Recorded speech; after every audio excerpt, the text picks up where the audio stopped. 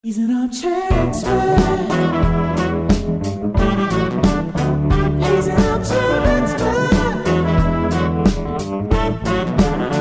He's an armchair expert. He's an armchair expert.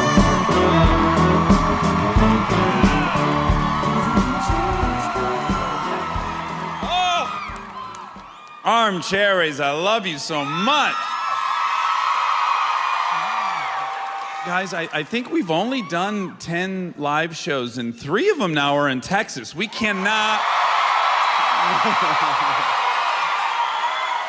Yes!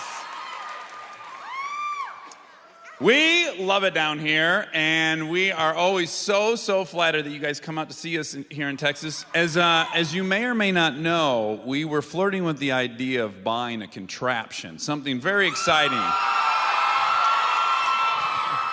So this is a double whammy, because your favorite woodland creature, Monica Padman!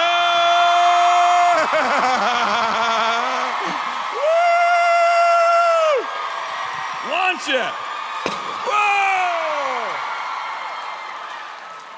Guys, this is our first time. We're trying to we might blow up using this thing. What, fill that? That's good, that's good. No, I want to go to the red. I want to go to the red. Here we go. He's already going over the limit!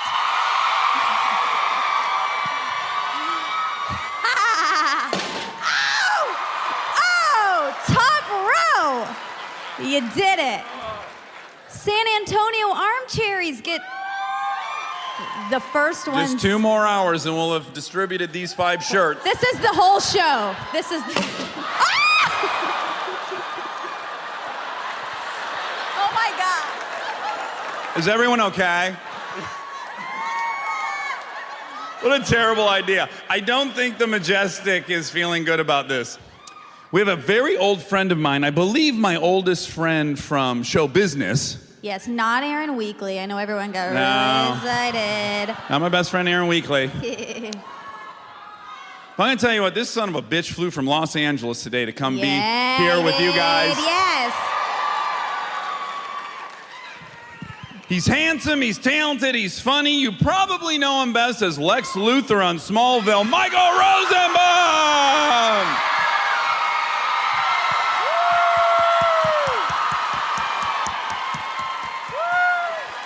All right. What a treat. There you All right, go. young man. I have hair. That's right. Well, you want to touch it so you know it's real? Well, Come hold on. No, hold on. No one said it wasn't real. Oh, you don't think my hair is real? Wild. You want me to take my shirt off? Wait, what? What does that have to do with Wait, your you don't hair? think my boobs are real? I'll show you right now. You don't think my hair is real? You want to see my bank account? Yeah. Do you use for hymns on that nice? That nice. Great. What'd you say? I'm Hymns. right here. I can't hear. Hymns for men. For hymns. Oh, yeah. For hymns. They have Oh, yeah. an array of erectile dysfunction medication. Which I love. Yeah. Why not? I think it's important. I think, a lot of times when you're young, it started when I was young. You remember when masturbating was frowned upon? Well, yeah. Well, everybody said, oh my God, that guy probably masturbates. Now every one of my friends walks around going, dude, did you jerk off last night? I'm like, well, yeah, I did. Yeah. But I don't believe that's a generational thing as much as you just got older. You know what I'm saying? Which was my point, that the erectile things, I think it happens to every man. I've lost boners when I least expect it. Right out the gates. This is our conversation. Yeah. I'm sorry, I'm just a very honest it's individual. perfect. I blame it on the t-shirt cannon. We Yeah, should have yeah, never yeah. started with ballistics. Just wild. That guy backstage, by the way, was like, oh, please no lawsuit, please no lawsuit. I swear to God. Gentlemen in the 3rd row, I owe you at least $20 or something. You're gonna, yeah. Did you get him in the eye? Sir, did we get your eye? Kind of. What was it? He ducked and it hit the woman in the head behind so him. you were chivalrous and you let the gal behind you take it. Look, Hey, you got to look out for number 1. No one else is going to do it That's for right. you. Michael Rosenbaum, have you spent any time in Texas, Michigan? I went to an adult summer camp. You did? I did about 2 years ago. They were like, why is this guy who's 46 years old going to summer camp? I just never went to as a child. I have a thing called Arrested Development, and it was a good time. So I was And here it was before. in Texas. Yeah, I was in Texas. What part of Texas? San Antonio? For real? I guess, yeah. It was just outside. I don't remember Yes, the town. what are you talking Yeah. about? Well, I don't remember the exact name of the town I was in. What kind of other folks were at the adult camp? Some couples, I was the oldest person there. Okay. By how much older? Not that many, like 15 years. Okay. And what kind of activities happened at the camp? Well, we had what's called color wars. Color wars? Color Wars. Yeah, you guys know color wars. You have different colors, and throughout the weekend, at the end, you have this big activity. There's all these races, like the archery, and then someone tags someone, and they go down the slip and slide and play flip cup. Oh, wow. And there's drinking involved? There was some drinking involved, yeah. And are you encouraged to hook up with other campers because you're adults? You hooked up. You You just went back. You were like, oh my God. well, yeah. I've gone 4 times. Oh my God. I know it's sad. It's sad, but it's actually really fun. So I've been to different states. They had one in Los Angeles, San Antonio. So I went Do to you some. remember either of the other 2 states? What's that? The other 2 states. Do you remember those? Yeah. Okay. Nashville, That's a great state. I love it. Tennessee. Come on, help me out here. I'll find out. Yeah, We'll whatever, put it on yeah. the fact check. It was a lot of fun. Yeah. Yeah. Also, you said color wars and races, and it really got me Yeah. nervous. It got me so nervous. Yeah. Yeah. Yeah. Scary. How dare you? I Couple hope of this hot guy right buttons. here laughs tonight. Hot. Yeah, well, you- he you- can't. He you- has a concussion from that fucking T-shirt. Give him a break. Just no one let him fall asleep. That's the most important thing.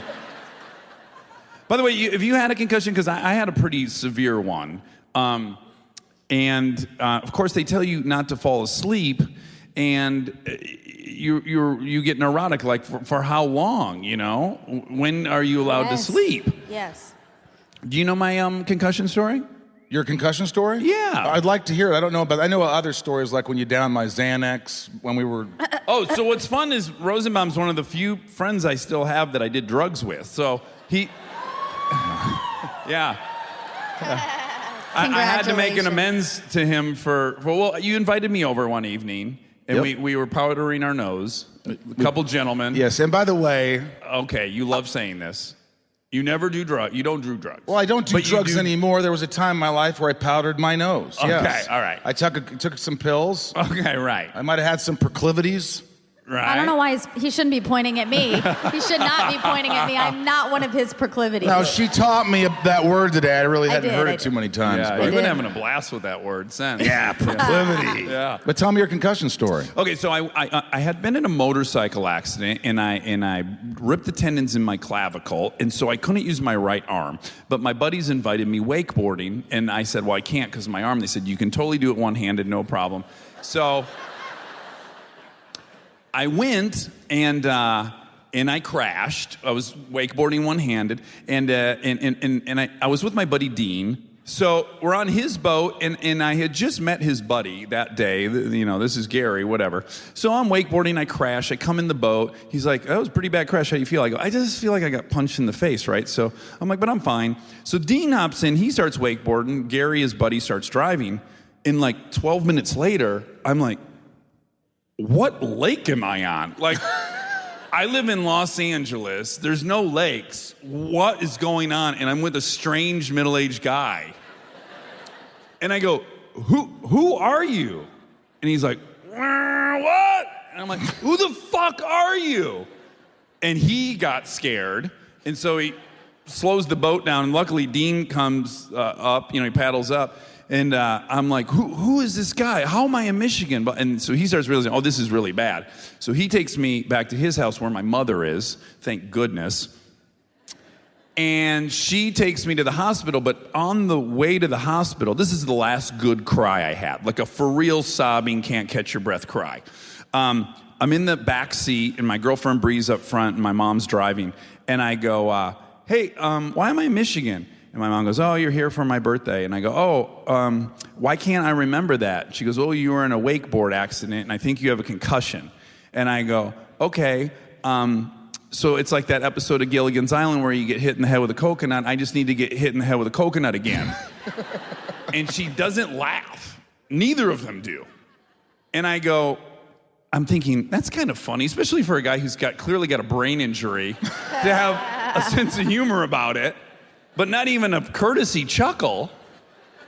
And I go, have I said that before? And my mom goes, about 20 times, honey.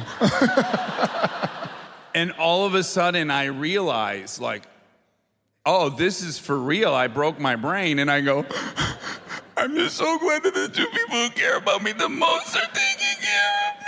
And I was like fully crying. And then I go, why am I in Michigan? That's terrifying. It's terrifying. Went and got a CAT scan and everything. And then eventually the brain unswelled, and it had been like a 14-hour ordeal. And what look did you fuckers just share? Well, no. that I hijacked your interview? You'll talk. We're waiting. I didn't know how this show works. I love this story. I'm captivated. I forgot about the concussion We're guy. at the end. I'm enjoying it immensely. Oh, there's one other really fun part about that story. So when we checked into the hospital, the woman, the administrator said, where do you work? And in my mind, I'm unemployed because my memory basically was gone for about 3 years. And so my mom goes, he works at MTV. And I go, I work at MTV? And she goes, yeah, you have a show called Punk'd. And I turned to Bree and I go, I have a fucking show on MTV called Punk'd. Oh. And then I go, well, wait, what about UCLA? And my mom goes, you graduated. And I go, I graduated UCLA. And then I go, what about the Groundlings? And she goes, you're in the Sunday Company. I got the 3 best pieces of news I had in 10 years in 12 seconds. And I was just like, I couldn't believe. You relived it. I was like, I woke up in someone else's life. That's fantastic. I've never heard a concussion spun like that where I'm actually going, God, I want one. Yes, right? I want to enjoy things again. Well, you fucking load up that cannon, buddy. We'll get going. Let's get concussing. I've had a concussion in hockey. I got knocked out. Guy cross-checked me from behind, and I woke up. The guy's like, I don't think he's with us. I don't think he's with us. I'm like, I'm with you. I remember that, but my parents wouldn't let me sleep, and like you said. But no, that was the only concussion. But I've had 5 major back surgeries. Well, that's what I wanted to get to. Addicted to a lot of opiates, but not anymore. Not anymore. But you've had many, too many, I would argue, back surgeries. Sure. Yeah, in one of these back surgeries, they put a considerable amount of hardware back there. Bolts, nuts, some kind of scaffolding, right? Oh, yeah. And then you were like a month later, right? You're like, something doesn't feel great. Something's not quite right. And I went to the doctor, and he goes, this is what happened. He looks at my MRIs. He goes, no, Michael, we did another MRI here, and you look absolutely normal. The fusion is really fused. Everything's perfect. And I let a month go by. Pure agony. And then I went back to the same doctor, but he was on vacation, so the other doctor looked at them, the MRI. He goes, well, let me look again. Oh, yeah, here it is. The device broke. Like exploded like a grenade. He missed it. The other doctor missed that I had broken device inside of me. Yeah, all the screws were snapped. Oh, yeah, I have a broken screw. I'm like RoboCop at the end of the dying. Yeah, it's a mess. I'm a mess in there. Yeah, and then now you just had neck surgery the other day. Jeez, man. They went through my neck, and they told me there was a slight chance I'd go impotent, but that didn't happen, thank God.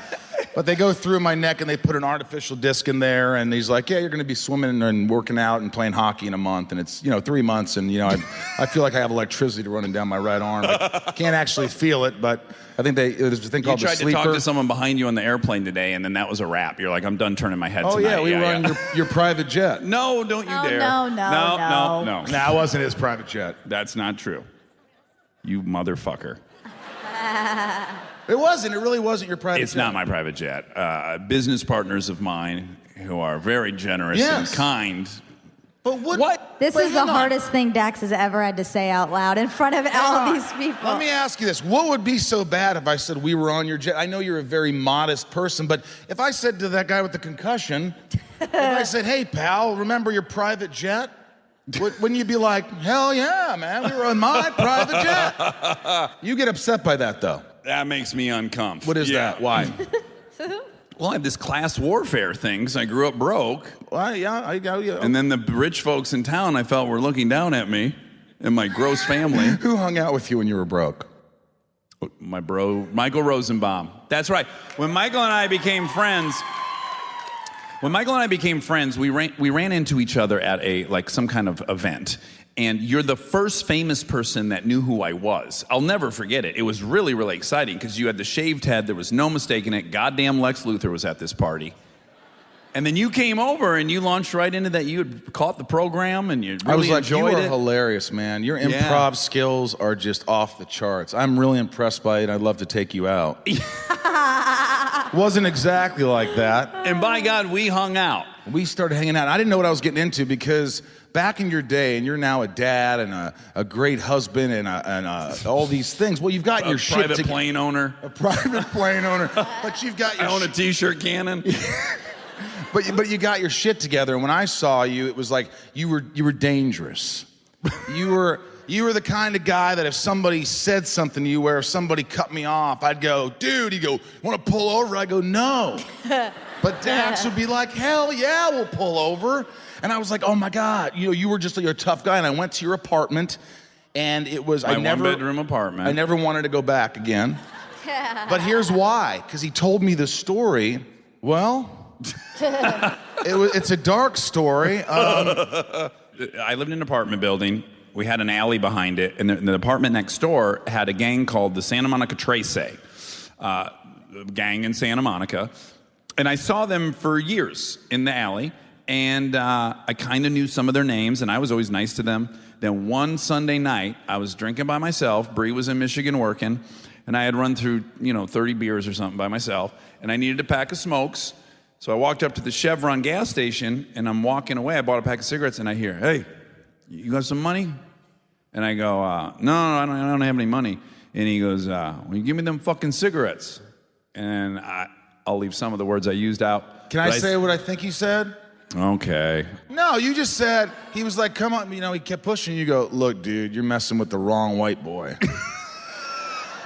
Where I would have been like, take them, cigarettes, here's my shirt. Take it all. You were like, take all this hardware. You're messing with the wrong guy, pretty much.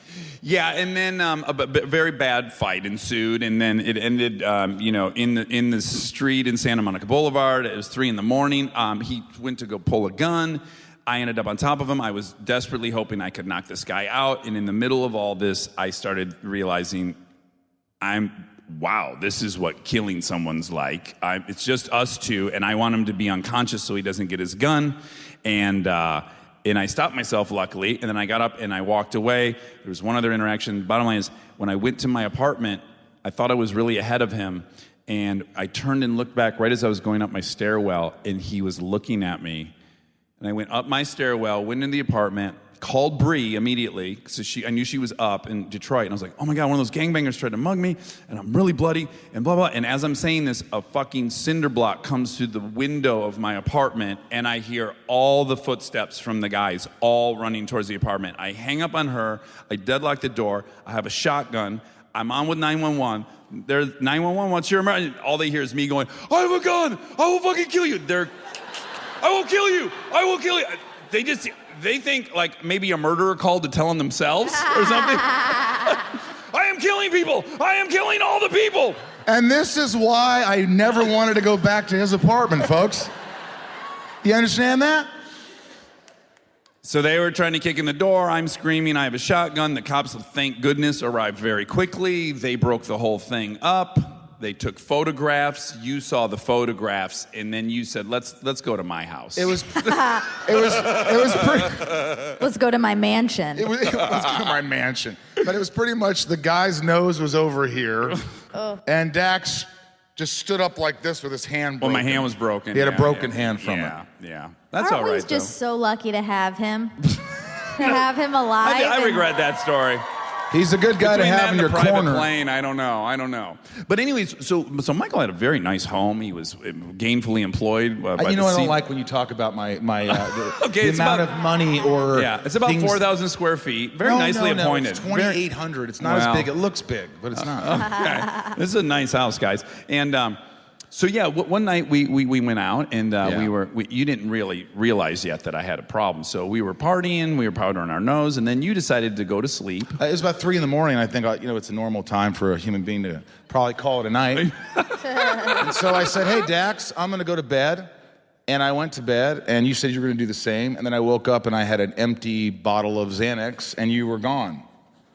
And you said the next day, I go, "Oh, what happened? Did you leave early that morning?" You went, "No, I partied till about 4 in the afternoon.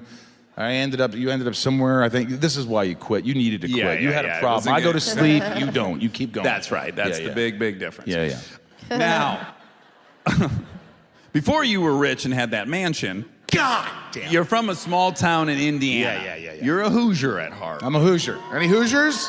Yeah. Midwesterners? Less. You're a, Drugs? What'd she say? Go Dogs! That one's for me. That's why. Dogs? What were the dogs? Yeah, UGA. you know, Go Dogs. There's a lot of dogs. it does in sound like here. go drugs. It Yeah, does. Go dogs, go It drugs. does. For sure thought it was drugs. Yeah. But you're from a small town, yeah, in Indiana? Yeah, I grew up in a small town in Newburgh, Indiana. It was like 2,000 people. We were, I think, Evansville, which is about 8 minutes away, was ranked #1 in obesity. Okay. And I think it was the most depressed city like 5 years ago. But I love going back. I love it. They manufacture the largest coffins. They do. Hence the obesity. But I really love going back, and it's really like it's normalcy. It's for me, it's going back and playing wiffle ball and hanging with the guys. And LA, I get caught up sometimes. I'm like, it's too much for me, and it's an escape. I go back to my roots, you know? It's nice. I have to imagine if there was 2,000 people, there was probably 1,500 other Jewish folks. In Indiana, there was just one down the street, Jennifer Berg. You had an ally? Yeah, she was down there. Now, was it a thing? What does that mean? She was down there. Yeah. Where was she? Now, was that a thing growing up? What? Being Jewish in fucking Indiana, Yeah, Jesus Christ. Did people care? You know what? Or they didn't even know?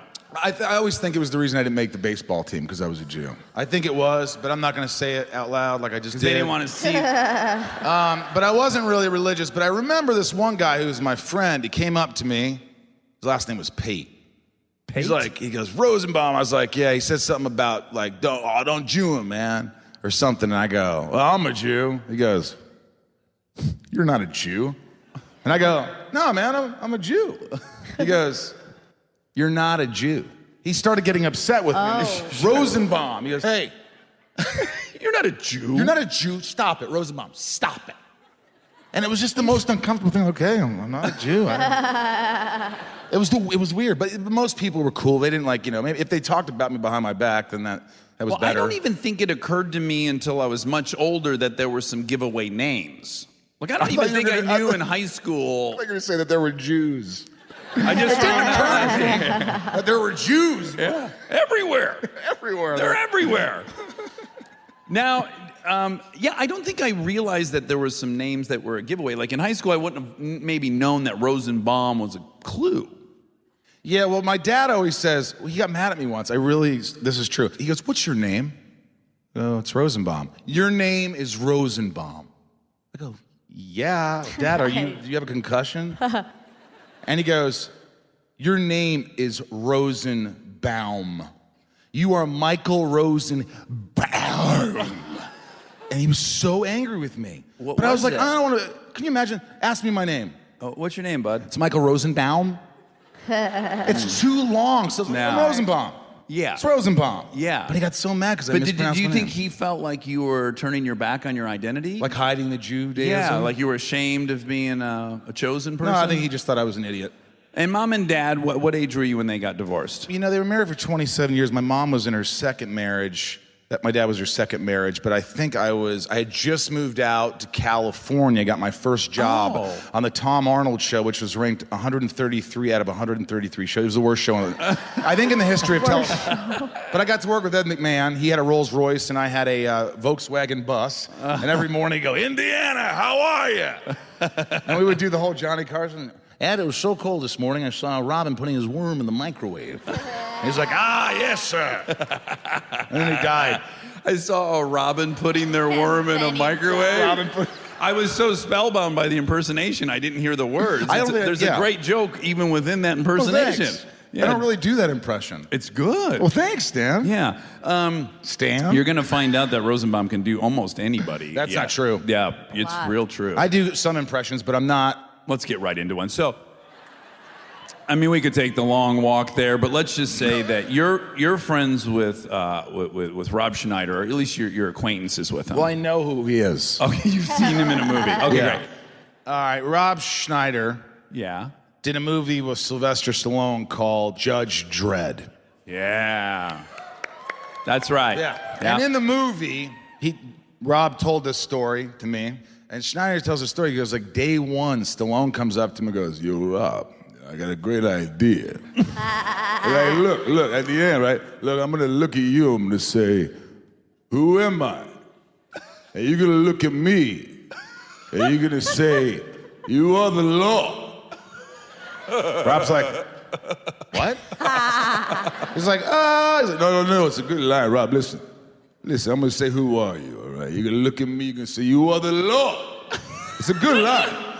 So Rob immediately goes to the director and goes, hey, dude, Sly's coming at me day one saying I have to say this shitty line, like, you are the law? I'm like, what the fuck? And he's like, Rob, today's day one. We're not filming that for, like, months. Sly will absolutely forget it. So don't worry about it. It's over. 3 months, 4 months later down the road, he's got him pinned up. He goes, who am I? He's like, what? Say the line, Rob. I don't, say the line, Rob. You know the line. I'm the law. Say the fucking line, Rob. Sly, I don't know if I want to say the fucking line. You're the law! There it is. It's a good line. It's a good line, Rob. It's a good line. By the way, we talked about this, but when you meet your heroes and they're really cool, and you've met Stallone, I was starstruck, and it was fun watching him on set because I was in Guardians of the Galaxy 2, and I was the guy that, James Gunn's one of my best friends, and I said, I finally do a big movie with him, and he put CGI all over my face. I'm like, yeah. I went to the movie solely to see Rosenbaum, and I knew he was in a scene with Sly, so I'm like, okay, there's Stallone, there's Rocky, and Rosenbaum's God, where the fuck I'm is the guy, Rosenbaum? the big glass guy, made out of glass and diamonds. I got a couple lines. Yeah. I mean, you're a extra? No, I was gonna say you're a Dr. Seuss character in it. You're like one of the Well, anyway, so Stallone's, I'm watching him work. You're watching your hero work, and he's up there and he's trying to get these lines, and he's got a lot of lines. He's like, hey, let me tell you, Ravengers don't do. What's the line? Is it Ravenger? No, Sly, it's Ravager, the director. He says, Ravenger. No, Ravager, no N. All right, look, the Ravengers, is it, what, Ravager? Ravager, no N. Look, we're gonna loop this anyway, okay? We'll do it over in post-production. I don't even know. Who wrote this? I did? All right, look, I'll say the line, but I'm not gonna get him out right. And he just kept fucking it up, and he didn't care. I remember one scene where I was with him, and he was just sitting there, and it was the only scene where I have like a line or two, and I'm focusing. I gotta just fucking deliver. I gotta deliver this line. And Sly's looking up at the ceiling, goes, you'd think when, we're in the future in space, like they would have found a cure for rust. And I'm like, Sly, will you shut the fuck up? I got one line. And he goes, all right. Sorry about this. Also, when you do something CGI like that, they put dots all over your face so they can track how your face is moving. So when he first saw you, you introduce yourself to him, you've got dots all over your face. He goes, who are you supposed to be, Pippi Longstocking? Hey, look at this guy with the dots on his face. They're gonna do something that looks terrible. Yeah, they're gonna CGI my face. Oh, good, they should CGI your face. Yeah, they say the fucking lie. Well, the joke was on Rob because that line was in the trailer. I saw that movie based on that cool Sly line. Smart. You were the law. You were the law. Yeah. You said it was a good lie. Stay tuned for more live show after this exciting commercial break.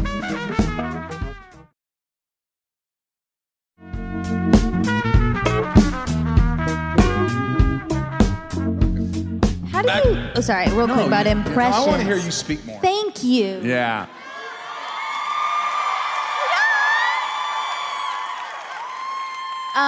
Well, now I'll just continue to talk the whole time. But yeah, first of all, So pretty in real life, right, guys?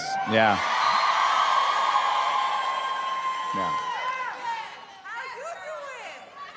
this show's so interactive. I heard sell me some broccoli. I heard cool slacks. Yeah. Oh, thank you. And proclivities.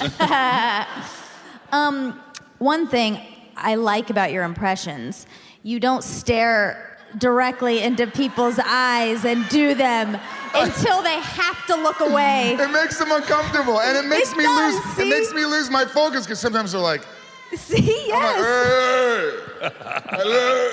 I forget my lines. Yeah, Yeah. I try to avoid eye contact. when Yeah, I do it. yeah. And this is how I do it.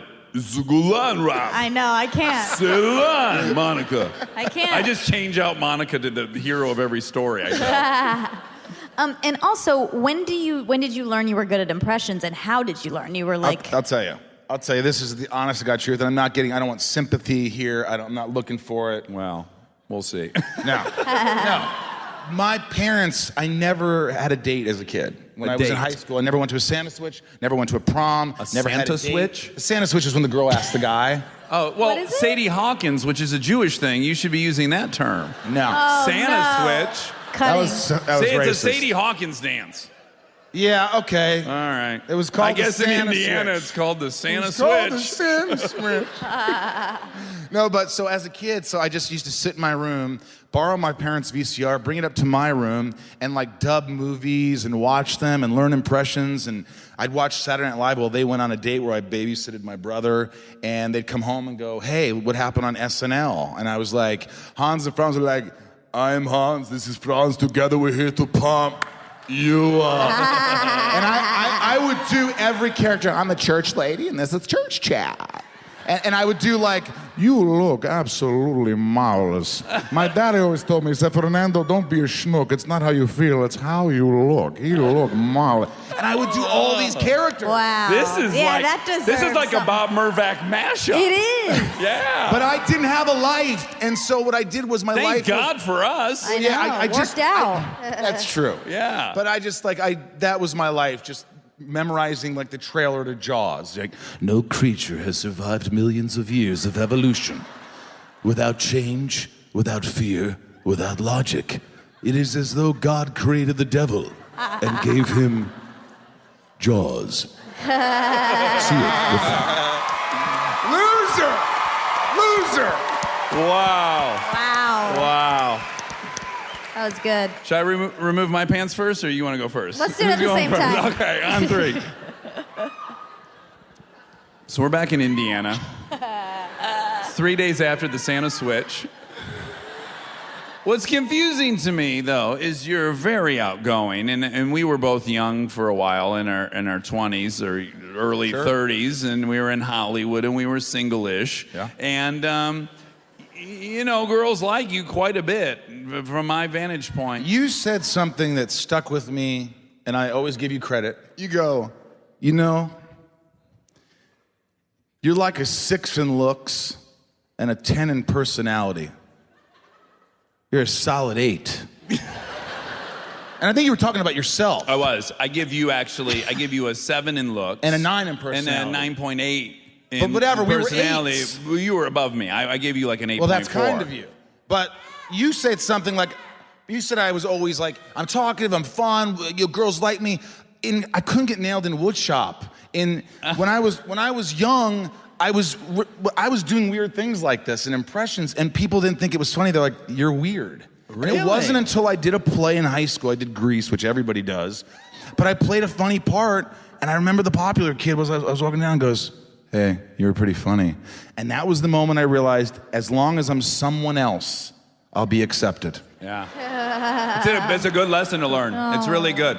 Trying to teach my kids that. I haven't been myself since that day. Yeah, nor should you. Nor should you. So you did do a play in high school. Yeah. And then you go on to, which I learned today, which is so funny when I have like old friends on here and I learn stuff. Also, what do you have, 7 or 9 brothers and sisters? You're one of 6 Well, how many are there? No, my mom had 2 kids when she was 16 and 17. Okay. And that didn't go well. And then she married my dad, who was 18 and a hippie, and then she was 23 at that point with a 5 and a 7-year-old or 6-year-old. Married him. She must be hot as hell. She was really smoking hot, and now she's 70 and she still thinks she's hot. And I'm like, you're 70. I mean, you could be hot at 70, but I'm just like, you know, she's flirting with younger guys, and it's embarrassing. Good for her. No. Yes, yes. Hang on. Get it in, Mrs. Rosenbaum. Wait. All right, hang on. I don't want you to turn on me and think I have ageism. Let me just say this.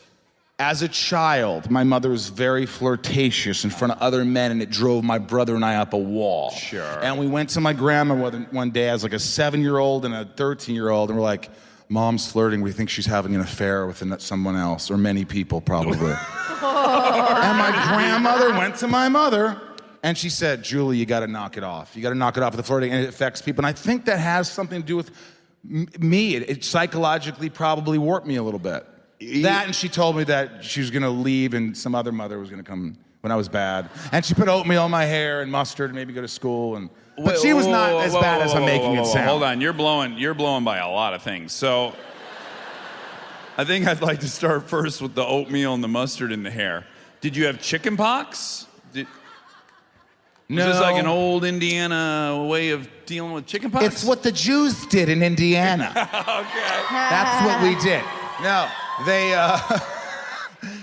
No, so look, I think back now, and I don't want to be the kid that goes, I was bad, or I was this, and that's why I deserve certain things. But there was things that people did differently in the 80s, and if they were just, it's not like I got this crap beat out of me all the time, but I got a smack here and there, and like I was bad one morning, my mom was going crazy, and she tried to take a Valium, but it didn't get in her system fast enough. Okay. And she just goes, I can't stand it! And she dumped oatmeal in my hair. Oh my wow. goodness. I'm like, what am I gonna do? You're gonna go to school. And Mrs. Camacho in the library class goes, Mr. Rosenbaum, what's in your hair? I'm like, oatmeal.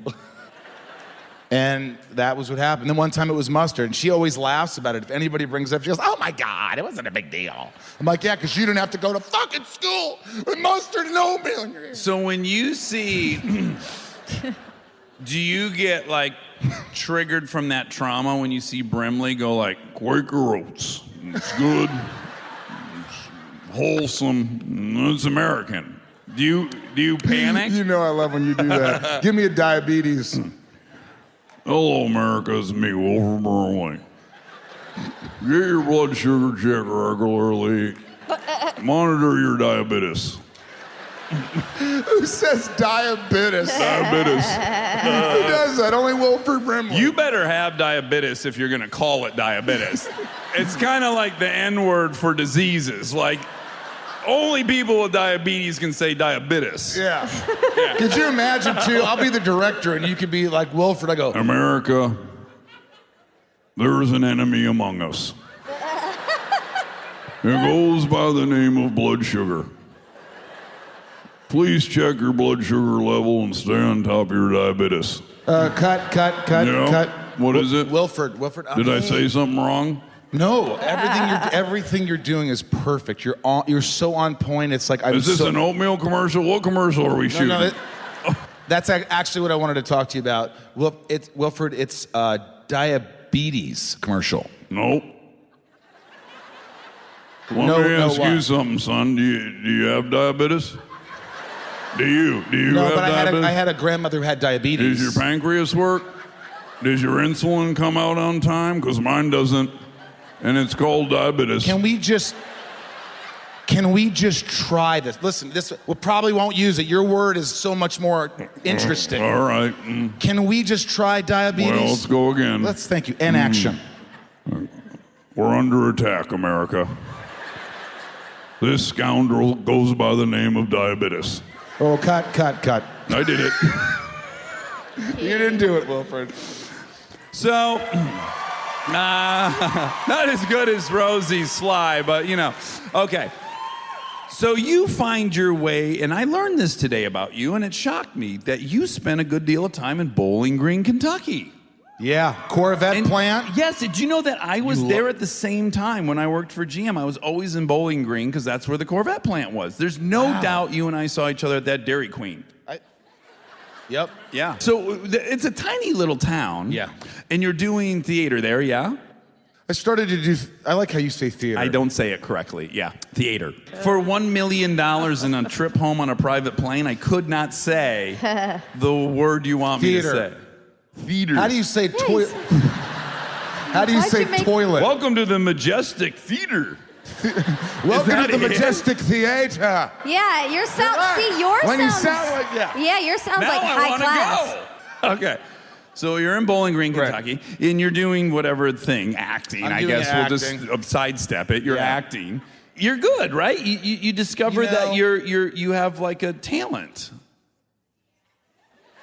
A talent. I had more than a talent. No.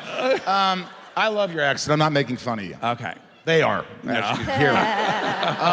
But you know, I have not, there's one thing I haven't lost, which is kind of, and I talked to you about this, is I always am nervous about things. I wake up with anxiety. I was always like trying to fit in. I was always trying, in the theater department are a bunch of snobs. Even in like, they're snobs. In Bowling Green? Even in the Bowling Green, the theater department at Western Kentucky University was good. And when it was some guy wearing a baseball cap with a Mets jersey, he's not an actor. I remember Dr. Whitcombs, who became my mentor, but he didn't like me at first. And I remember basic techniques of acting. And we went in there and he goes, if there are any of you here for just an elective because it's an easy A, just raise your hand. I won't be upset. And about 6 people go, The dumbest 6 people in the world. Yep. What an obvious trap. And I was about to, because I was trying to be funny, but I go, for some reason I didn't. That would have been the end of it. He goes, please leave the classroom, find another elective. Yeah, he was a funny character because this guy, he made us watch Macbeth before we were about to perform it, so we had to watch Orson Welles' Macbeth, and I'll never forget this. This guy, John Jordan, and he's probably gonna listen to this. He's just like laughing and making jokes and being a college kid, and I was lucky enough to be sitting next to Dr. Whitcombs, during this thing, and I just saw him eyeing and his face getting red and more red, and he's getting really upset, and finally, under his breath, he would never shout, he goes, oh, fuck you, John Jordan. And I lost it. And it spread around the whole university, the whole theater department. And everybody, and finally he goes, what is this? I go, oh, I told him the story about when you said, fuck you, John Jordan. He goes, well, he was being an asshole. That was his defense. But you graduate, you make your way to New York, and once you're in New York, you somehow get your foot in the door over at Music Television. Do I have the story right? Yeah. I'm doing voiceovers, but I'm not booking anything. I have a voiceover agent. That's a boring story. But I'm sitting outside with this woman, and she's sitting there smoking a cigarette, and I'm smoking a cigarette, and, you know, we're just having a talk, and she's like, you're really funny. I'm like, oh, thanks. She goes, do you have an agent? I go, well, I have a voiceover agent. She goes, well, I'm an agent upstairs for the same agency that I was with, but I didn't know there was a department for that. I was just doing voiceover. She brings me up. I do this monologue, and I remember like an on-camera commercial. They want to know if I could do stuff. And I remember this thing from college where I was like, if you like yummy things like peach parfait, come on, live a little. Have a cup of U-Ban for dessert. U-Ban coffee. And I remember this whole thing, and they're laughing, and they're thinking I'm silly. She goes, I'm sending you out. And then she sends me to MTV for this pilot. They were trying to do a sitcom with Jackson Brown's son and Leslie Bibb. Okay. the actress. And it was my first audition for anything, and I just The went- dog trainer. I methoded it. This guy was a schlub, and I went in there with like a trucker shirt, didn't shower the night before, I had long hair down to here, I had crazy buck teeth, like weird teeth. Oh, you went and got fake teeth? Well, they were just like, no, my actual real teeth were fucked up. Okay, I'm sorry. They were fucked up at the time. So, and I brought in a bag of chips, and I was reading during the thing, and all of a sudden they go, "You got the part. You're getting $5,000 for this pilot." And Yeah. it was one of the best moments of my life. Oh, for sure. Yeah. Yeah. And you Yeah. didn't even need to get a concussion to experience it. You know, and it didn't get picked up, but they go, "You know what? We liked you. So we're going to do a Michael Rosenbaum thing," and this was what they tried. Kent Alterman, who's now the president of Comedy Central, they go, "We want to do a show with you. It's called Working Stiff. You go out into the real world and take over someone's job." I was a cat on Broadway. I was an original cat. Like, they didn't let me do anything. Whoa. Yeah, okay, I never told As this. part of that show, or just a side gig you had was a cat in Cats? They convinced Andrew Lloyd Webber's team to put me as an extra in the background for Cats. And I had a serious conversation with them. They go, "If you fuck this up, if you fuck up our show, these theater goers came here to see some theater, and if you do that..." They want to see Cats act. But he was serious. "Do not fuck with this. Don't F with Andrew Lloyd Webber." And I was convinced. So they filmed me getting in makeup and my tights, and they taught me. I had a 4-hour dance lesson with the choreographer, and I really learned how to do the cat thing. Oh, And I was the rum-tum tugger is a curious cat. And I was sitting there, and when they sing Memory, you know that, what is that song? Memory. No, that different memory? How does it go? It's not the No, that's Barbra Streisand's version. Babs. That's Babs. It was, memories of the da-da-da-da-da. Same exact song I just Dude, sang. and I was, yeah. It is, yeah. And I stood up in that theater, and the cats all, there's a moment where we all rise. And I, shit you not, Dax, because all my theater, experience. Sure. I started in the theater. I had tears coming down my face. You were. But are you wearing like No, a they just cosplay costume? They have are you, makeup on me, so I look like a cat, and I have a wig, but I was and like, you're weeping. yeah, I was Where so people emotional. like, one of the cats is crying. Well, One of these cats has some trauma. I was amazed that I wasn't nominated for a Tony. You should have been.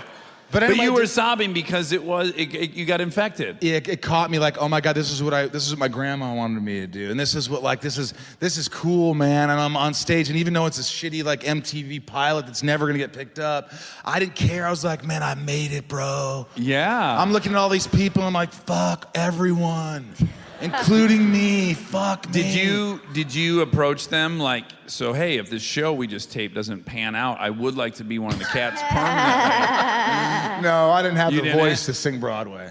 Oh, so were you lip syncing? Oh yeah, they said you don't. were. They said don't sing. So there was one They cat. said, yeah, they said the mics will pick you up. I would pay $1 million to see some footage of you lip syncing as a crying cat. I don't know, dude. It didn't get. You know what? It didn't get picked up. Back then, I was like, darn. But then I thought, if it did get picked up, I would have been like a reality guy, and that's not a bad thing. But I really always wanted to be an actor. Yeah. So that would have probably took me on a different career. Although someone like yourself, Yeah. Right. who did Punk'd, became had a a chip great on my actor. shoulder for 8 years. And by the about way, it, yeah. I could say this as knowing you for a long time. I'm not saying this because we're here on your show. I'm saying this from my heart. It's like if you watch your performance in Parenthood and some movies, and Hit and Run, and just you're a fucking actor. My friend Rob, who's in my band, Left on Laurel. We don't have any music out now, but it's coming. It's good too. But he goes, dude, tell Dax when you see him that he's killing me, man. I'm just crying my eyes out. I go, wait, you're watching Parenthood? I mean, he goes, yeah. I go, well, I watched it too, but I wasn't crying like you, biatch. No, I didn't say that. He cried though. He cried. I had some guy once come up to me, and this girl, and goes, oh my God, I heard the greatest things about you. You are like, and what she starts going on, she's like, you're blah, blah, you're so great. She's like, oh my God, it's not you. I swear to God, I go, Is it you that you have this bit, right? I think it's you that has a bit that people will come up to Rosenbaum in the airport and they'll go, is it where I oh, sir, I want to sit in the exit row. No, I want to sit in the, well, we requested, oh my God. You're, what did I see you in? What is it that I saw you in? have you seen Saving Private Ryan? Yeah. Yeah, I'm not in that. Not in that one.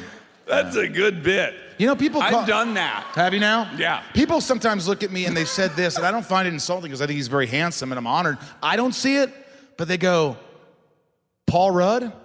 Oh, okay. Are you Paul? I don't at all see it. that. And I'm not I can being. see it. You could see it? Yeah. Hey, I'm he's on that famous. Christian Slater tip lately. You think I look like a Christian Slater? Yeah, I really am. Well, I really appreciate that, Dax. It's a really good time here with you tonight. It's an amazing audience. We're obviously here for you, so... By the way, I don't know if anyone's put this together, but if anyone listens to Michael's podcast, Inside of You, it's really fantastic. And Wobby Wob is his Rob. That's You know right. that? Thank you, dude. We are all here because I did your podcast, Yeah. and it was so well run, and I thought, Rosenbaum can't make coffee. Who's doing all this? I'm like, how is this getting done? And you're Rob. like, oh, Rob. And I said, can I steal him? And I said, sure. Yeah. And then all And of a here we sudden you are. got 1 million listeners and I got 100. Well, okay. No. Yeah, but I'm just saying thank you for that. That's right. But Yeah. listen, it's free on iTunes, but I love you. Thank you, guys. Yes. That's kind of you. Well, the script is flipped because we are inside of you, Michael Rosenbaum. You really are. I didn't know you were going to get this deep. Your first movie, and I don't really, I want to bring it up because Midnight in the Garden of Good and Evil, and prior to Rosenbaum participating in that movie, he had long been a fan of Clint Eastwood. Clint Eastwood's, well, it's a very specific scene in The Line of Duty. Is that what? Line- in the Line of Fire. In the Line Yeah. of Fire. And could you just walk us through the scene that caught your attention in that? Yeah, well, there was a scene where Clint Eastwood says, Well, hold on, he's on a phone call. he's on the phone with John Malkovich's character, and he says, "You have a rendezvous with my asshole, motherfucker." And Malkovich says, "No, what you couldn't possibly know, Frank, is that they sent my friend, my comrade in arms to my home to kill me. I never lied to you, Frank, and I never will." And so, It's as if, like, I have Kobe Bryant here, and occasionally I just make him do a slam I dunk. And we're know. like, fuck yeah! It's I'm like very Buddy impressive. Hackett. You always, that line, Yeah. you have a rendezvous with my asshole, motherfucker. "You have a rendezvous with my asshole, motherfucker." Yeah. It always struck you as a little aggressive. It was right? a little aggressive, so it's not the most orthodox thing in the world, but I said, Well, Clint Eastwood directed Midnight in the whatever. Clint Eastwood comes on, the first thing he says, which blew me away, he's like, he cast from tape. So I auditioned for it, but I didn't know the name. They're like, "Are you going to audition for?" All I heard was, "Midnight Garden." I was like, okay, cool, here are the sides. And I went in and I read, put a little southern accent on it. And then a week later, they go, they would like to see you again for that part. So I walked in and I read it again and I go, "Well, what do they want?" He goes, "Well, Clint would like to see you do it a little more subtle." And I go, Clint's watching the tapes? He goes, "Clint casts from tape. He doesn't audition people. He casts from tape." So I was like, oh, Yeah. Clint wants me. So I did the whole scene, and I went on set when I got it, thank God, and that was a huge moment. Oh my God, I can't And he imagine. goes, "Yeah, dude. No. I mean, dreams come fucking true, dude." And he goes, "Michael, I just want to say you gave a sensational audition, and if you do what you did in the audition, I'll be very happy." And I was like, "Oh my God, kill me now. I'll quit this is amazing." So the first day on set, I go, "I have to ask you this. In The Line of Fire, you have a line. You say, 'You have a rendezvous with my asshole, motherfucker.' And I just want to know, was that improvised at all?" And he looked at me and took a long beat. He goes, "Well, I might have added a thing or two, yeah." And he smiled, and that was kind of it. He was the coolest. Well, it's a very weird threat. Like, Oh, yeah. it feels like I'm gonna take the brunt of that. Like, you're gonna have a rendezvous, whatever that means. Like, kicking, punching, tickling, poking, I don't know. Yeah. With the most vulnerable thing on my body, my asshole. And I'm gonna facilitate that, and that'll show you.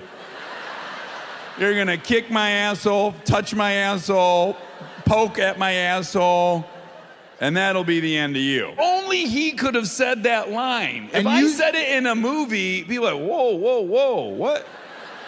Yeah, That guy's try gonna it, fuck try you? It. Okay. Try it, go ahead. It's like, hey, what do you want to tell me? I'll tell you this right now. You have a rendezvous with my asshole, motherfucker. Let me It see if sounds I... so aggressively gay, right? Take two. Hey, dude, you got something to say to me? You're damn right I do. What's that? You're gonna regret this. I'll tell you why. You're What? gonna fuck my asshole tonight. What if the words weren't even that? What if it's like, you know what, man? You were gonna revisit my a-hole tonight, bitch. Revisit. Rendezvous. Does anybody have a better word? Run.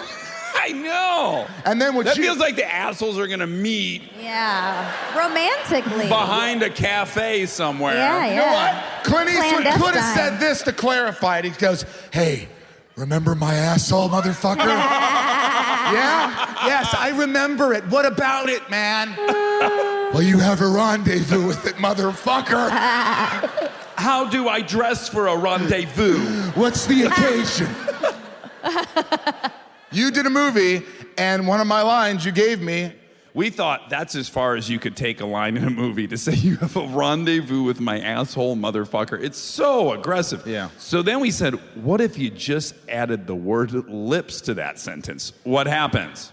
And so the first movie I ever made, I gave Rosenbaum this line. Go ahead and hit him with it. It's in Brothers Justice if you want to. I don't even think you can find I had a southern accent. I was like, you have a rendezvous with my asshole lips, motherfucker. Bradley Cooper, you, me, Nate, everybody. Kettner, Ryan Hansen were in stitches. I couldn't get the line. I was like, you have a rendezvous with my asshole lips, motherfucker. My asshole lips. Oh. Stay tuned for more live show after this exciting commercial break.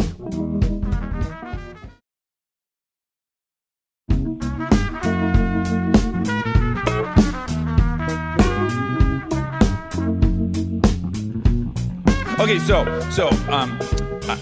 you know you did Midnight, and that's fantastic, and we're proud of you. And then 2001, you really get the biggest break, kind of, right? Which is Smallville. I think you say Kicking It Old School. Kicking It Old School is a movie that just, put it this way, Dax was at the premiere, and he was sitting in the row in front of me, and he texted me. He didn't turn around. No. He texted me. I looked at my phone and said, this movie's so bad, I can't believe I'm not in it. So Yeah. but you get Smallville. Smallville. Yeah, and you start making a living. Yeah, I had a lot of debt before that, and that was when I first started to, my father, I'm not knocking him, I'm just saying this is the reality. My father was when I was like, Dad, I scored 3 goals. He's like, yeah, but it was a weak goalie. My dad would say shit like that. He was tough on me. But he was like, whenever I said, dude, I'm doing this independent movie, he's like, so it's not a real one? No, it's an independent. What the fuck does that mean? I mean, it's not. Tell me when you're doing a major motion picture. That's what I want to know. Who's in it? Who's in this independent movie? Yeah. That was one of those things. But when I got Smallville, it was the first time I called him and I go, life is going to change. My life's going to change. Buckle up. It really did, because they told me, hey, you're going to do this show, or will you audition for this? And I was like, I don't know, it could be corny, it's like Superman, like they could do it really wrong. I don't know if this is what I want to do. And they said, listen, they kept coming after me, because I had done other pilots, which make no sense, they're all comedies. Why do you want me to audition for this intense character? And finally they go, look, 700 guys have auditioned for this. So I said to them, to my agent, and I never have balls like this, I go, well, ask him what 700 other guys are doing wrong. Oh, wow. Boy. Because honestly, I want to know what they're doing wrong. And my agent asked them, and they go, well, you want a sense of danger? We want a little charisma. We want some comic timing. And I had 3 pages of dialogue. And I go, danger? I'll be funny right there. And I'm going to be, and that's what I did. And I went in and I had more confidence than I've ever had, which I wonder, why can't I always have that confidence? And I went in and the casting director was like, okay, Michael, sit down. We'll get the cameras going. No, I think I'm going to stand up. She's like, Oh, wow. she gave me that look like, you'll never work again, you prick. And I go, listen, I feel like I got to stand up. I got to be powerful. This character's powerful. She's like, fine, it's going to take me 10 minutes to relight. Oh. And I went outside, and she did it, and I stuck to my guns. And I went in there, and I killed it, and I walked out, and I went home, and my agent goes, the studio would like to meet you for you to read again. And now here comes the biggest balls I've ever had. I go, You sat down. I did this. I don't know why I did this. It was out of fear. It was out of fear. And I don't recommend this. This would never happen again. I said, I can't do it again. I'll never be that good. I was so good in that scene. I'll never give them what they want. I can't. And I just, out of fear and pseudo confidence, I said to my agent, tell them to rewind the tape. Oh, wow. I know I sound like a dick. Whoa. I sound like a dick. Kind of I a may dick sound move. like a dick. You Kind sound of a like dick Lex move. Luthor. But I That's said, why. it was out of fear, and I go, of course, he reiterated it differently. And I swear to God, about a week later, they call and go, okay, you got That's it. what happened? I never went in for the studio and network. Yeah, don't ever do that. No, if you we guys can't are recommend it. Cannot Terrible. recommend I never did that again. I was very We've lucky. heard some bad advice on here. It but was that's- bad advice. yeah. It was out of fear, but it worked, and it doesn't always work. I'm just being honest with you. If it Yeah. sound like, you know. And then so I met you, I guess, probably around year 4 of that show, maybe? Yeah. And you, at the point we met, you were starting to lose your marbles a little bit. Really? Yeah. You hated having the shaved head. You hated living in Canada. Well, now and people- I was meeting you going, what are you talking about? Like you have this house and they're paying you a bunch of money and you're upset. Yeah. And you were frustrated. Well, you're making me sound like a real asshole. No. No, I'm kidding. No, it's the truth. You're not lying, and I will explain. Yeah. Because I was very grateful. I'm a guy that always hits my mark, always knows my lines, always is on time, never late, doesn't create a fuss. But I didn't realize that when they said you're going to shave your head, it meant every last fucking hair. And I didn't know that if we have a 7 o'clock in the morning call time, I would have to be there at 4:30 in the morning because they had to shave it and then put like 3 different layers of makeup on it. And like, I'm telling you, I was in there for 2.5, 3 hours a day, and then a 14-hour day. And after about 4 seasons of that, 22 episodes a year, 10 months a year, I'm appreciative. I'm happy. I love it. Everything's great. But I was like starting to lose my mind. And when the show wasn't filming and you wanted to go do like a comedy, you had to wear a fucking wig, which was a like mistake. preposterous. Yeah. Right. I can tell you the movies too. Sorority Boys. Yeah. I did that, and I had a wig, a terrible wig, which I begged But that the director. worked for the thing. It You were worked. playing a woman. Right, and then I Yeah. did a movie called Bringing Down the House, which if you watch this, you're gonna take a screenshot and go, you look awful. My hair is freaking terrible in that. But I just wanted to do like comedies and stuff. And look, when you're on something, you're very appreciative and you're like, oh my God, I'm finally making a living and I'm paying for my mom's house and my brothers and everybody in my family or anybody that I ever knew. And but eventually you're like a job, you're just like, oh my God, it wears you down. It started to wear me down a Well, little I think bit. even more accurately, you get used to everything in life. So however excited you Yeah. were and appreciative, at some point it just kind of like the excitement of it wears off. Yeah, And then- concussion guy. But he's probably, you go to work every day. It's like some days he's like, fuck work. Right? We all think it Well, like, he's not going to have to work anymore because he's going to sue you for certainly everything. getting a 7-figure settlement out of me. But that show made my career, gave me a career, gave me at least some stability so I could buy a house, get out of debt. I'm forever in debt. I'm friends with the creators. We're trying to find something now. So I'm very blessed. But I do want to get to one thing that I think is I think you're different now from when I met you in a good way. Oh, good. Thank you. And I think that what we talk about on this show quite often is that comparison is the quickest way to hating yourself and feeling less than and all these things. And do you think you at all suffered at that time from comparison? Give me a little example. Well, you left the show. And do you think you left the show because you were a victim of that at all? Honest to God, and I've told this story before, but everybody knows that I had a 6-year contract. Uh-huh. And I did the show for 7 years. Uh-huh. So I always say, my contract was 6, I did 7, and I returned for the series finale of the show. Uh-huh. I didn't leave the show. I gave them more than I actually had to. Okay, we're in a fight right now. Can Yeah, you guys I'm feel getting it? so we're in our I third can fight. feel it. No, but this is the truth. If somebody said you had a 6-year deal and I said, fuck, I can't do it anymore, get me out, and I left after 4, that's different. I went to the very end, always was a professional, loved it. No one knew. I mean, I never put my shit out on set, but I was just like tired. I was ready to move on. So they offered me a 3-year deal to come back. Yeah. And the president of the network, and I don't mind saying this, but I remember he sat with me, and I had been on the show for many, many years, and he said, so where are you from? And we started talking about things, and he goes, I just want to tell you this. You know who Julianne Margulies is? What happened to her career after she left ER? This was before then she's making billions on the next show, The Yeah. Wife, Good Wife. Yeah, The Good So I Wife. looked at him and I go, I swear to God, again, it was one of those confidence things, but I didn't give a shit. I just go, that's not gonna happen to me. I believe in myself. Uh-huh. And when he goes, well, I'm just saying that you're giving, I'm giving you an opportunity. I go, you gave me one and I'm so appreciative of it. And by the way, it was very hard for me to leave, even though I remember that last day. And I went in the makeup chair, and the makeup artist knows you more than your parents, more than your friends. The makeup artist there for 7 years, 10 months a year. They know you she could write a book about me, but she shaved my head for the last time. Then she took off, she took off all my makeup, put a hot towel on me. And we went outside the trailer, and I looked at her, Natalie Costco, who's one of my favorite people in the world. And I go, I couldn't get it was the most, if I could make a moment like that in a movie, like act that good, you'd win an Oscar for this one word. One word, they'd show that clip at an Oscar, and I would have won if it was real. Rendezvous? It wasn't Rendezvous. Oh.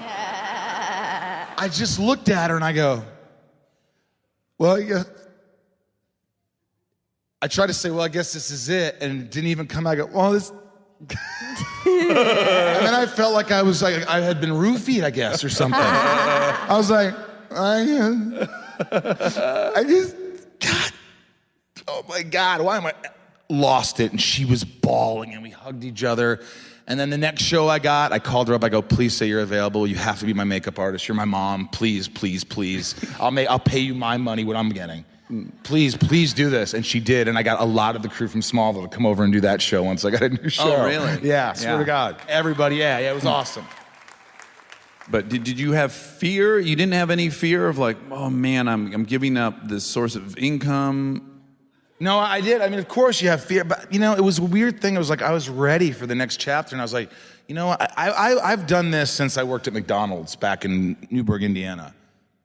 Every time I have a check, I'm like, okay, you could live 1 hour off this paycheck. And then the next job, okay, you could live a week without working. And then you could live 3 weeks without working. I think has everyone done that? Yeah, yeah. Yeah, How that's long pretty could I common. live Yeah. on what I have in the bank? So then by Smallville, I was like, okay, you cannot do this job now. You can move on. You can make an attempt at comedy. You can try to go direct a movie. You can do all the things you want. You're still relatively young. You're like, mid to late 30s. And I'm like, now's the time. Just take a chance. You could live for, oh my God, maybe for like at least a couple of years. Mm-hmm. You have a couple of years that you Couple can just, good, and then, good and years. Dax is doing well, so if it doesn't go, he's got a private jet. And so I said, fuck it, let's do it, man. My grandma always said I was funny, let's do it. Yeah. And I was kind of naive and whatever, but I never really looked back. I never once said I made a mistake. It's really admirable because I would be afraid to make that decision, but I'm probably more obsessed and fearful about money than you are, it seems. But what's great is since then, you did stand-up for a year, you directed a movie, you have this podcast, you had a totally different show that was super funny, Imposter. What's great is it's not like you quit that thing and then you were like, I'm gonna do all this stuff, and then you didn't do any of that stuff. You did all that stuff. Like you wanted to be on a half-hour comedy, and you were, and then you wanted to do stand-up, and you did all those things. So I admire that you didn't prioritize safety or money like I probably would have. Well, look, you're a lot smarter than I am. I really believe that. That's obvious. You're way smarter than both of us. But I was still smart where I thought, like, again, I have some money, but I'm like, I have ADD. Yeah, big time. I get bored really easily. I'm not comparing to myself to Da Vinci. I think it was Da Vinci. I read something, but there was nothing about Da Vinci that resembled me at all. Genius, best artist in history. I'm not comparing myself, but there was one little thing. They would pay him a lot of money to do a painting, and he wouldn't finish it. And he would just go, in his head they said that he had already finished it in his mind. And I was like, that's kind of like me. I'm kind of like Da Vinci, I guess. And now I'm like, no, but I started going, I thought, why do I do that? I get bored, so I'm like, you know what? I always want to do stand-up. I'm petrified. I have some friends that are stand-ups. They're doing it. Why can't I do it? Let's do it. And I just did it, and I was terrified. I was throwing up before sets, and I was nervous, and I was like, I always want to play music, but you don't sing like Adam Lambert. You don't play a guitar like Jimi Hendrix. And I'm like, I finally dawned on me, like it should have dawned on me when I was younger. Like if I had a normal mind, that, dude, do you love music? Fuck yeah, I love music. I'm sorry for the amount of F-bombs I've thrown on this show. It's okay. I don't normally swear that much. I know, but I think this guy's We're in the heart of Texas. But, You're fine. F-bombs aren't necessary. I'm going to say F from now on. Yeah. But I thought, F, man. You know what? I'm going to sing. I'm going to play guitar, and my 5 friends, we're going to sit in my basement, and we're going to suck, and we're going to play music. And a weird thing happened. A beautiful thing happened. We're playing cover songs, and we're terrible. And I'm not being funny. We're awful. We're singing like U2, with or without you. I can't hit that note. Next song. Go to the next song. With or without. Yeah, fuck it. F it. And so then my friend Kent, but he's always going, oh, yeah, bro. Everything's like, dude, do you want to go play out? Oh, yeah, bro. Oh, yeah. He's so enthusiastic, he's almost offended, right? He's almost like, hey, Ken, we're going to run over to Taco Bell. You want to go? Oh, yeah, bro. Like, why didn't you ask me an hour ago? Oh, so he goes, bro, I swear to God, if you met Kent, you might see him if you ever come watch us play. It's not that funny. We will play out. We've done it. We went to Germany. We did a little tour. But he goes, why don't we just do our own stuff, bro? And I'm like, but who's going to sing? And then I look at Tom, and he goes, oh, no, F no. And I look at Rob. He's like, nah, no thanks. Carl's just learning how to play bass. He's like, no way, man. And then Kent's like, bro, I'm playing drums, bro. Come on, bro. So I go, fine, I'll sing, thinking nothing's going to happen. So I start writing some songs. And we start to play some of these songs. What are the chords? And I give them the chords, and then we start jamming. And then I'm like, and about a year in, I'm like, I don't know if we're stoned off our asses right now. I don't know if Adam Lambert would love this. But I am liking some of these tunes. Uh-huh. And then my buddy, Jason Mans, he goes, hey, man, will you open for us at the Troubadour? And I'm like, absolutely not. He goes, why not? I go, I'm scared shitless. I'm not a singer. I'm not a musician. Can't do it. He goes, dude, I heard you can play. And of course Kent's like, oh, bro. Oh, yeah, bro. There's an opportunity. James Taylor's played there. James Taylor. Linda Ronstadt. Linda Ronstadt. Chris Christopherson. I'm like, exactly. What? This is why we shouldn't. Yeah. And finally they convinced me. And I go, I got to, you know what? F my dreams. I got to make their dreams come true. And deep down, it was my dream, though. It was like I was so scared. And we went on, and we played 3 songs, all originals. And I got off stage. And my brother didn't look at me and go, you were awesome, man. You were so good. He goes, I've never seen you that happy. I swear, and I looked at him, and it makes me actually tear up. F you, man. Yeah, have a good cry. I just remembered that, and he goes, I just never seen you have so much fun, man. And I get a little emotional. Shut up. You did it. We did it. But that's what I'm saying. What I'm saying is, if there's something to learn from watching you over the last 15 years that we've known each other, is I have a true admiration for your willingness to just keep trying and trying and trying. And if that interests you, you pursue it. And you don't, Thanks, you man. choose passion over safety. And all these things are just really admirable. And I think you're prioritizing the right things. And I tip my hat to you. But before I let you go, I am going to make you... Wait, go? How long have you been doing this? 3 days. The sun has come up, it's gone down, it's come up, it's gone down. He's concussed again. The Mexicans have the Alamo again. A lot of shit has happened. Well, listen, you have one story I want you to tell, and we're going to take you back to Midnight in the Garden of Good and Evil, chapter 2. We're going back there again? We are. Isn't that the film that Keanu Reeves was in? No. Oh, shit. No, Kevin Spacey was in that, and I remember Clint getting really upset with him. He's like, hey, Kevin, I want you to go by the juror. Just pass by the juror on this. He goes, I don't understand what you're saying. Why would I do that? I can't hear you, Clint. He's like, God damn it, I want you to go around the side and just pass the juror. And it got heated. He was like, no, all I'm saying is I don't know why I would do that. I'm sitting at this table right here. And when you're asking me to do this, I can't understand. He's like, God damn it, just get him a seat, put him there. It was just like the weirdest thing. I was like, oh my God, is everything... Can you imagine if he would have threatened him with a rendezvous with his asshole? I mean, that would have been... You have a rendezvous with my asshole, Kevin Spacey. Better yet, you have a rendezvous with my asshole lips. There's so many obvious jokes to make about Kevin Spacey and asshole lips, but I'm not going to do it. So what movie is this from? Well, I hope you find this funny. I did a movie with Keanu Reeves, and I was a transvestite in Sweet November, another movie that I was in drag in. And I'm playing a transvestite carrying a naked Charlize Theron into a bathroom, which was incredibly difficult for me because she's beautiful and I'm a man, and I happen not to be gay as of now. Yeah. And it's a scene where I'm carrying her and she has cancer, and I'm taking her to a bathroom, and Jason Isaacs, great actor, we're in the bathroom. It's a very heavy scene. Very heavy scene. It's emotionally a very weighted scene. Heavy scene emotionally. Yes, thank you. Sorry. That's relevant. Yes, it is relevant because it's an emotional scene. So everybody's quiet. Everybody's real serious. She's crying. I'm serious. I'm not thinking I'm attracted to her at all. No. And Keanu Reeves has these lines where he walks in and he says, Sarah,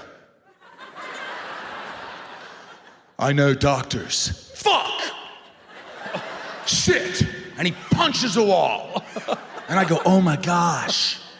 And the director comes over, this Irish director who directed Circle of Friends. And he says, Keanu, is everything all right? Yeah, no, it's great. Let's just do another take. Are you sure? Yeah, no, I'm good. All right, rolling camera. And action. Sarah, I know doctors. Fuck! Punches the wall. Cut!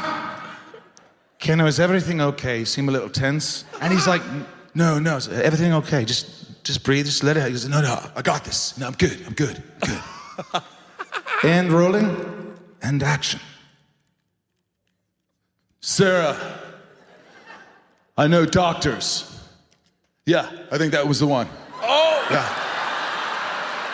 And I remember looking at Charlize, and we just kind of both went, what the F was the difference on that one? Sarah. Yeah. All right.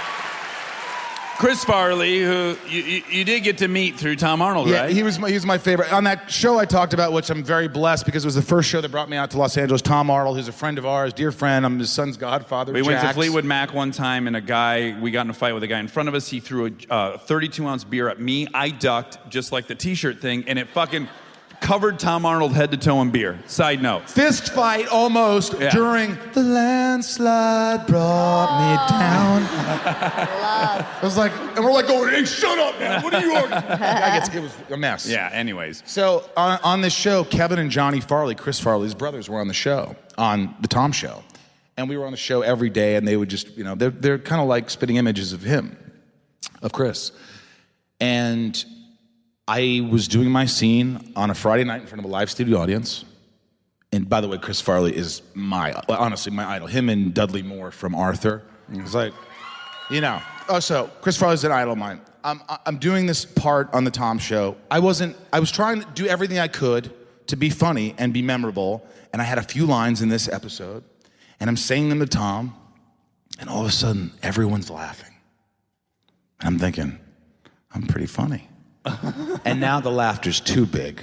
And I'm like, that's not for me.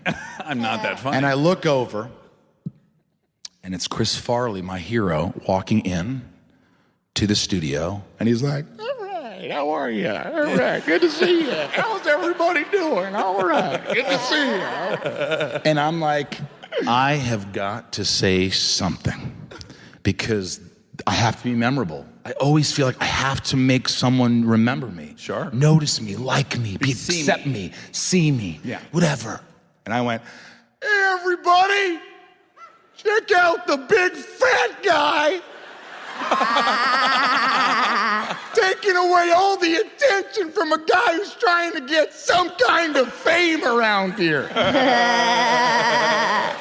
I almost just passed out.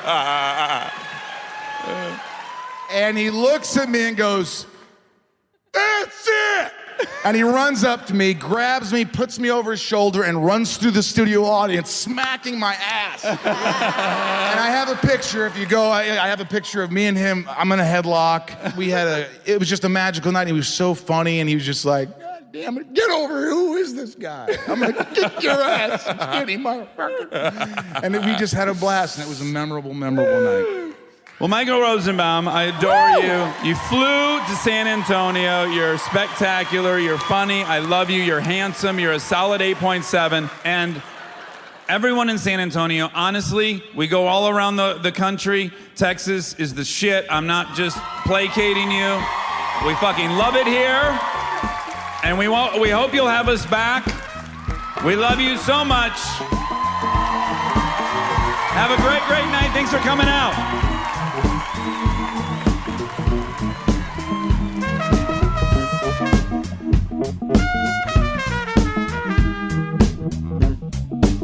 And now my favorite part of the show, the fact check with my soulmate, Monica Padman. A little bit of Monica in my life. Little bit of fact check by my side. Little bit of armchair's all I need. Little bit of bum. Yay! Mambo, number 5. And that was from Lisette B. Thanks, Lisette. Yeah, Lola's Cherry Cola. Great suggestion. Great suggestion. You know what I liked? She used a song that already had my name in it.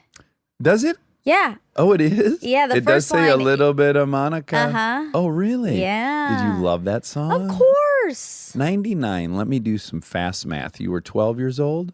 Sure. Surely. Yeah, I was. Yeah, you were in 12th grade. I was in 12th grade and I was 12 years old because I'm a girl genius. You're a boy-girl genius. I know. There's no girl I know. geniuses. One more layer of the misogyny. That's right. Yeah, when I think of a young genius, I go boy genius. Exactly. Girl genius. No such thing, they thought. Yeah. Which is funny because girls are so much better at school when That's they're right. young. Yeah. For sure. Yeah. Oh, yeah. Oh, yeah. But when do you think the boys catch up? Kind of come online. Yeah. It seems to be college. I think so. Yeah. I Maybe really like do 12th think grade, so. a couple of the kids are starting to get real good at math. Yeah. But other The- than that, The status quo. standard boy Yeah. probably starts caring in college about learning. And I don't even know if it's that. caring because there were tons of kids that were like knew they were college bound in my high school. They just weren't as good as the gals at like reading and writing and all that stuff.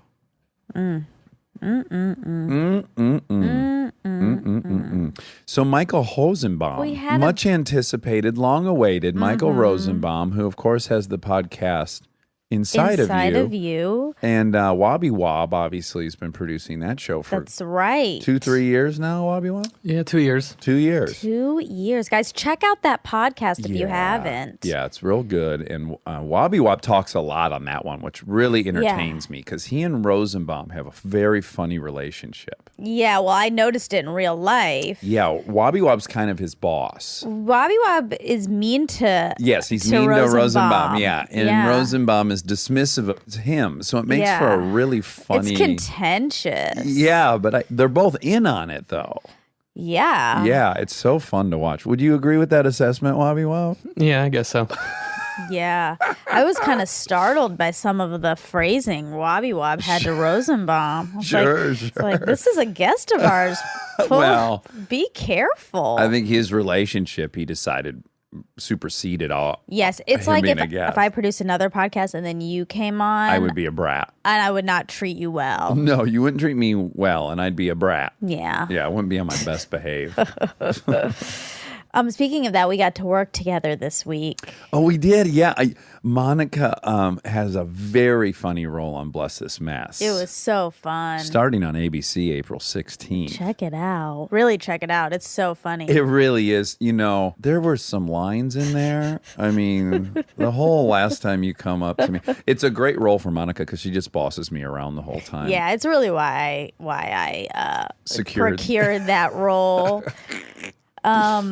But, yeah, it was but we fun. had a great day. That was Tuesday? Tuesday. Tuesday. Yeah. And we're all outdoors all day long. Yeah. At a farmer's market. Yeah, my favorite place. I love farmers markets. Well, there was all this set dressing that was just props, you know, and you wanted to buy all the stuff in real life. You kind of were making a little laundry list in your head. There was some good-looking granola, some microgreens that were really healthy and green, some and really sparkling. nice artisan soap.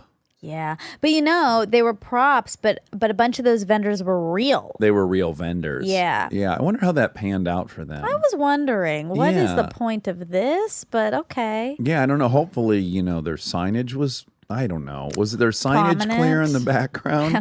I don't know. I don't know how any of these backroom deals work. Me either. But anyways, Anyhow. we had a party. It was fun. Yeah. This live show, as now everyone has heard, we opened up with a t-shirt cannon, t-shirt Yes. gun. First time ever. Yeah. Thank you, Ryan Hansen, for that idea. Yep, great idea. Thank you, Wobby Wob, for executing. It's all Yes. stickered up beautifully. It Yeah. says Armchair Expert. It's a very nice gorgeous. weapon. Mm-hmm. And you shot it first. Yeah, I came out. I gave the Roll. inaugural shot. Yes. Shot heard around the world, perhaps. Yes, you lobbed the first volley, as they'd say in warfare, and as we in warfare would say. And, and you did a great job. Thank you. Yeah, you launched it right where you'd want it to go. Mm-hmm. And then I got out there and I got carried away. Excited. I got carried away. I shot it once normally, and that Yeah. didn't feel eventful enough. No. So then I started doing some tricks, some stunts, and I did a barrel roll, Yeah. came up, shot. That went okay. That was the second shot, and that was Okay. good. Okay.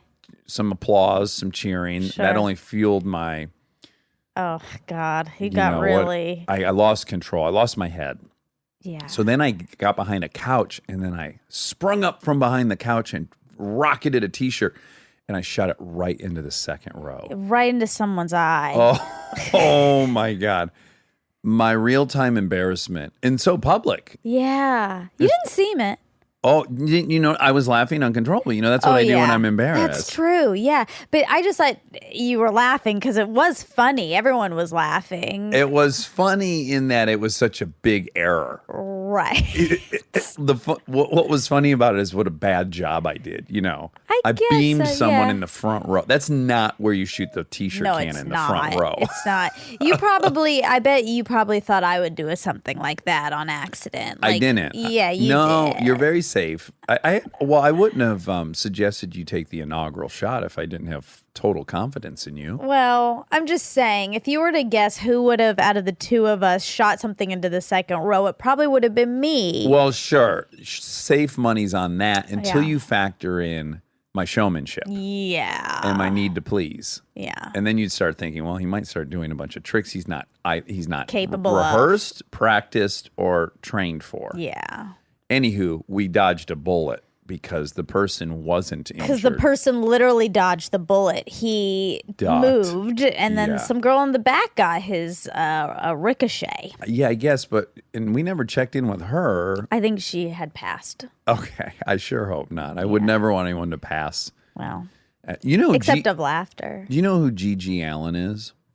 I know that name. Gigi Allen was this 90s punk rocker. Okay. In fact, Todd Phillips' first thing was a documentary he made about Gigi Allen. Cool. He was vile. He was the most vile man alive, probably.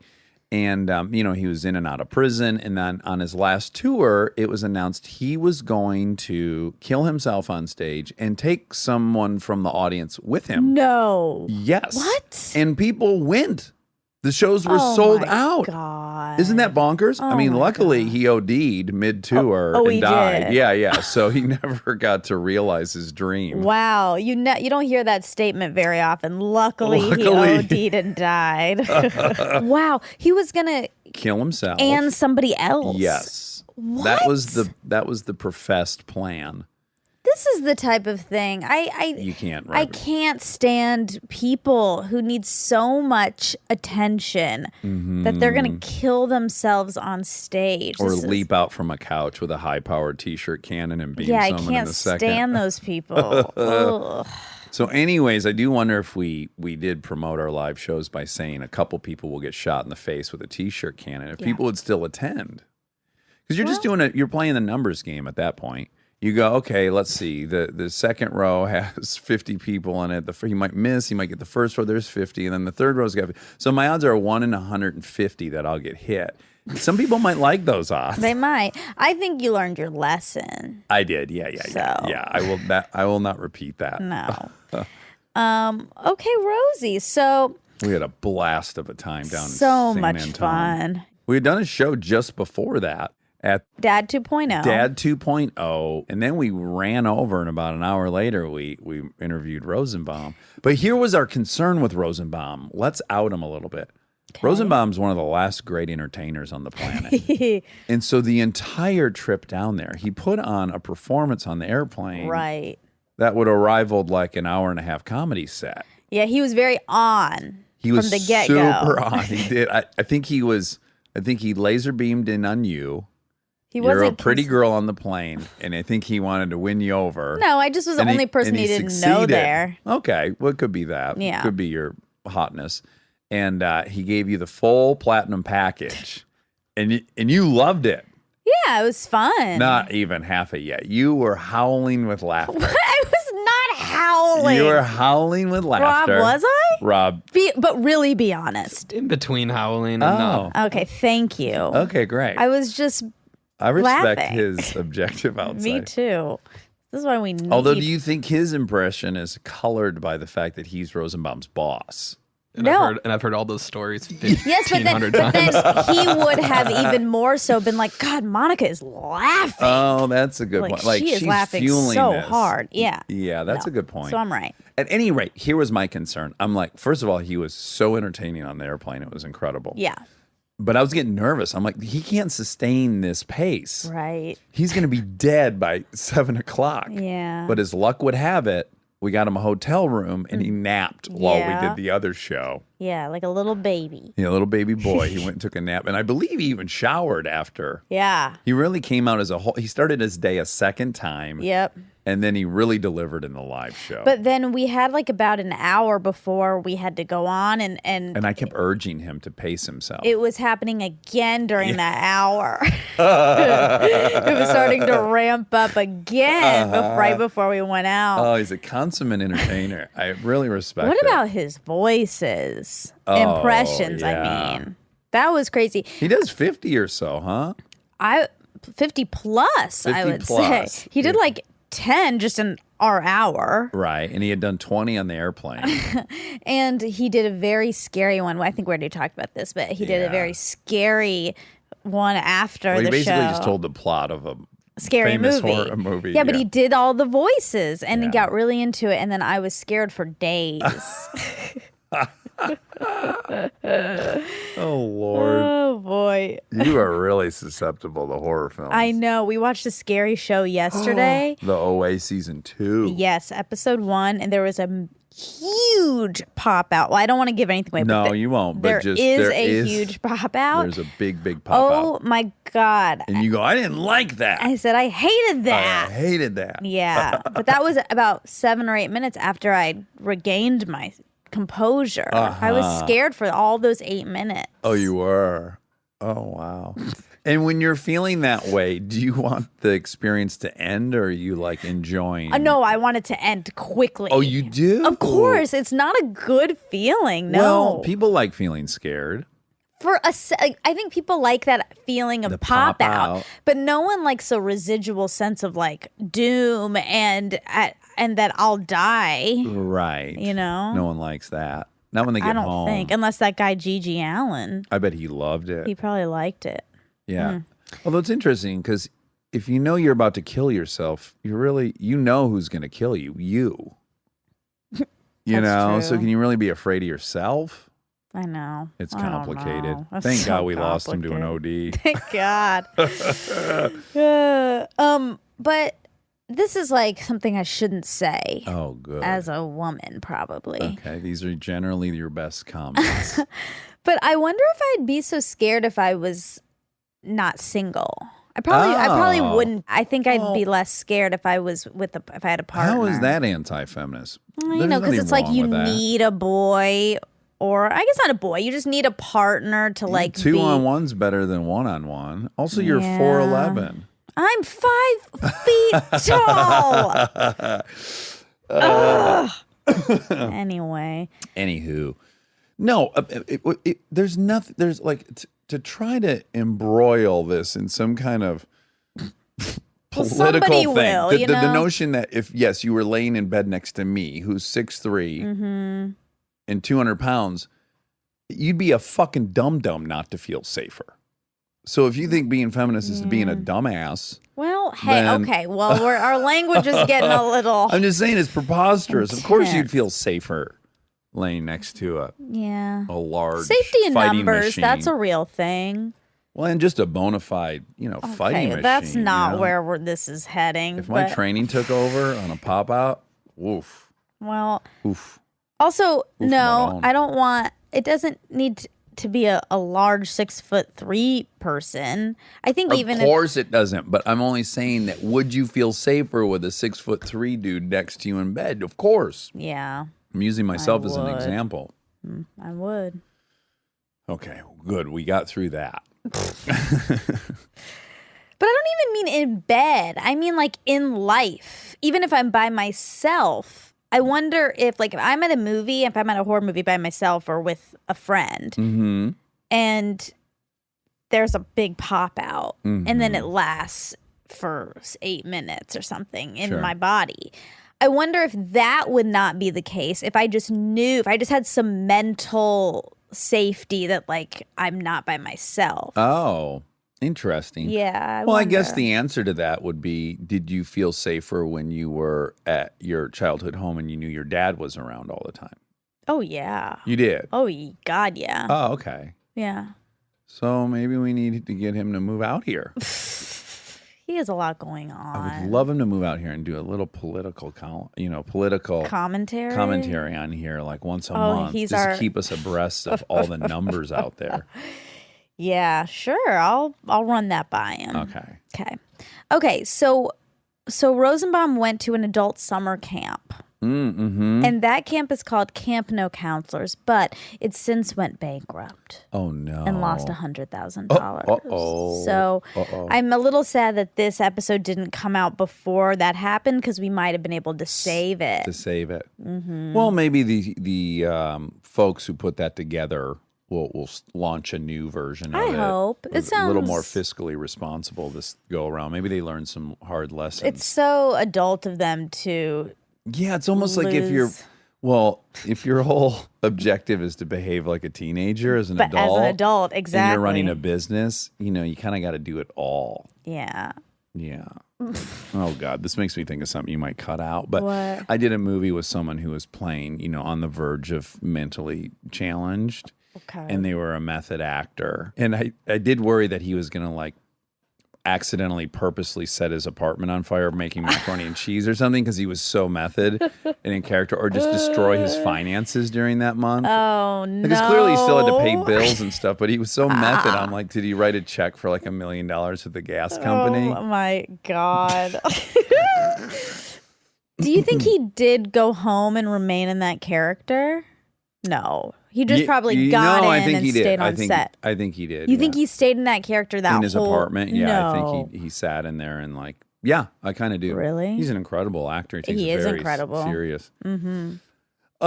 Oh, before I forget, we edited it out, so it's no longer still out there. But in the Chris D'Elia episode, I wrongly, and this is really important. Yeah. I think I could get sued for this. I wrongly said the actress who plays Lois Lane was in Nexium, but she was not. It was a different actress. Hit me, Wob. Yeah, it was Allison Mack was the real one. Okay. I just go straight into the gal who played Lois Lane, and But you didn't say a name then. You just said the girl who plays Lois Lane. Which, right, but it's wrong. Yeah, it's Okay. totally wrong. And I would hate for her to, So what does she Yeah, play? She plays Chloe Sullivan.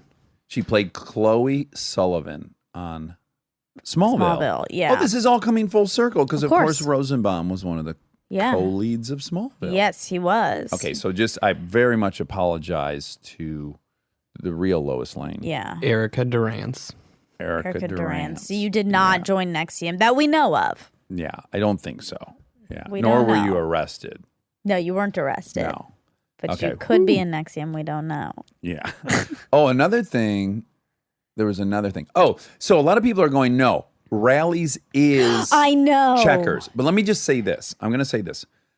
I concede that currently today they are. Okay. But I am telling you 1,000% they were different restaurants in the 90s when I first started going to Checkers in Georgia, because Checkers sold chili dogs. Rallies did not sell chili just because dogs. they sell different things doesn't mean It that means they're a different restaurant. It still could be owned by this. It still could be that's the fine. same Parent company? Yeah. That's like those saying Taco Bell and Arby's are the same restaurant. But no, they might be both owned by Pepsi, but they're different restaurants. It could also be though that some of them have some things on the menu that others don't have. Okay. Right? Well, I'm just saying Checkers was a different restaurant. They had Okay. chili dogs. They had all this stuff that Rallies didn't have. Okay. So, but now I think they're the same restaurant. So do you think Honor Bar and Houston's are the same restaurant? I'm asking because they have different names, Mm-hmm. but an Honor Bar has a truncated menu, That has the same menu but it has items. the same items. Yeah. Well, that again, I know too much about how they make the sausage, which is I know that they can't call more than 6 Houstons a Houston's Mm-hmm. or however, whatever the number is in California where you have to start printing the calories on the menu. Uh-huh. So I'm inclined to say it's a little bit different of a category because I think a lot of those, what were Houston's, got different names now. Okay, but I'm just asking, do you think No, those I are think the same Checkers thing? was its own restaurant, and I think they merged, and now they're the same. Okay. Yeah, that's my thought on it. Do you think Honor Bar and Houston's are the same thing? Yeah, Okay. yeah, I do. Okay. Well, go ahead. Checkers acquired Rallies in 1999. Okay, so they So- were separate restaurants Yeah. Yeah. But when I was eating it, they weren't probably. in '99 Well, when you were 12 years old. So they were different, and now they're the same. yes. Yeah, Great. we solved it. Okay. So just to clarify, you don't own a private jet. I do not own a private jet. You do not own a private jet. No. But you Nor do. have I ever rented a private jet to travel anywhere. But you've flown on them. I have flown on private jets. Yes. Yeah, And we did fly on a private jet to this we absolutely did. show. We did. And the door became stuck, Yes. which we talked and about we on knocked here. it down. It was kicked down. It was kicked and down. it was exciting. It was a very macho It was a macho display, move. yeah. I've always fantasized about kicking a door down. But you know why I liked it? It wasn't like macho, like he was so angry and then he kicked the door down. It was like very methodical. Yeah, it felt very karate. Oh, okay, like, okay. And skilled. Very skilled, yes. And he had a clear mind when he was doing it. He didn't feel like he was angry. Big shout out to Jay McGraw. Yeah, that's Jay McGraw, yeah. He was calm. Cool and collected. Ice in his veins. Yeah. And he just dropped that door. Yeah, it was nice. But if he had been like, oh, I'm so mad, and then he just slammed the door, I would not have liked that. Right. I was, of course, so jealous I didn't get to kick it down. But of course I can't kick it down. It's not my plane. I know. But I wanted to I so know. bad. I wanted to impress well, you. You were to competing cry. with I probably would have yelled Rosenbaum. like, hi-ya! I probably would have gotten... I would have done something that would have triggered I'm you. glad that didn't happen. Yeah, like toxic masculinity. Or it would have been cultural appropriation if you screamed "Hiya." Oh, that's right. That's a great point. Yeah. Cultural appropriation for yelling "Hiya" as you kick a door down. Oh man. Okay, so he grew up in Newburgh, Indiana. He said it had 2,000 people. He said Evansville, that's close by, was ranked number 1 in obesity and was the most depressed city about 5 years ago. So Newburgh, the population of Newburgh is 3,237. Mm-hmm. In 2011, Evansville was voted the fattest city in America. Oh, congratulations. Also, though, I mean, I feel like a lot of people make this claim. This is like all these claims that everyone makes. That's like my city, my college is the biggest party school. My city is the fattest city. It's like, I think every city and every school has that. Like, I've said it. Yeah, I remember when Houston, again, probably not even true, but Houston took over Detroit for fattest city. Right. And I remember feeling some loss over that, like some sadness. Yeah. In 2014, half of Evansville residents said they were suffering, one of the highest proportions nationwide. Like most, that's a sad word to say. Suffering, yeah. Like most metro areas faring poorly on the well-being index, Evansville residents earned less than the average American. Residents' unhealthy habits contributed to their low well-being. Residents in only 2 other cities were less likely to engage in behaviors leading to good physical health. Yeah, these things are so related. If you're miserable, you eat to alleviate the suffering. But it cycles back around. Then it makes you more miserable. Unhappy and miserable, and then you eat more. Yeah. What's the population of Jewish people in Indiana? 10. No. 25,245. That's 0.4%. 0.4%. Yeah. Okay, so not a huge Jewish population. Probably not going to get a great bagel in Indiana. That's my guess. Probably not. Okay, so he said that the Tom Arnold show was ranked like the worst show in history. Okay. And I looked up some lists, and it wasn't on any of the lists that are worst shows. So who knows? But it's all subjective, you know. It certainly is. I wouldn't have said that. Yeah, I think he meant literally ranked. He wasn't saying it was the worst show. He was saying it was ranked. He was just stating a fact. Yeah. I didn't like reading those lists. No. Yeah, it's not for me.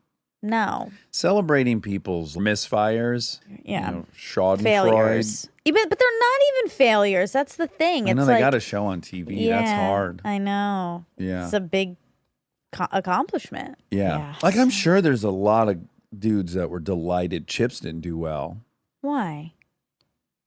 Because that's the kind of thing people like. That's why these lists exist, or the Razzies, or, people like to celebrate people's failures. Geely, like people love to talk about Geely. Like it's a punchline. And they enjoy saying it. And then, of course, your boyfriend has to even embrace that, make fun of it himself when he goes on things. Like people really like it, which, I know, because I think it makes people feel better about their failures. Well, that would be a positive thing, yeah. I mean, I don't think it's good, but I think that's what's happening. My more cynical take on it is people who are afraid to try to pursue their thing love relishing in people's failures because it confirms why they're not trying.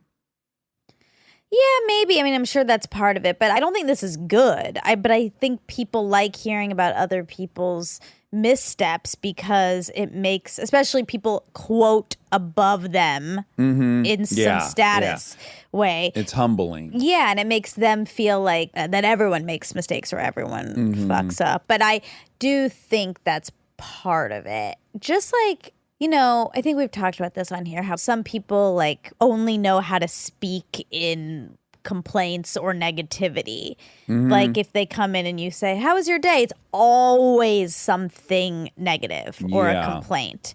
And I don't think they're doing that. Well, first of all, I think it becomes a habit. But secondly, I think they think subconsciously that is the way to connect. Like that's the thing we all share is the bad stuff. So yeah, that's true. Why would you want to hear the good thing that happened? Yes. But it's not true. Everyone wants, like, the complaining is miserable to hear. Yeah.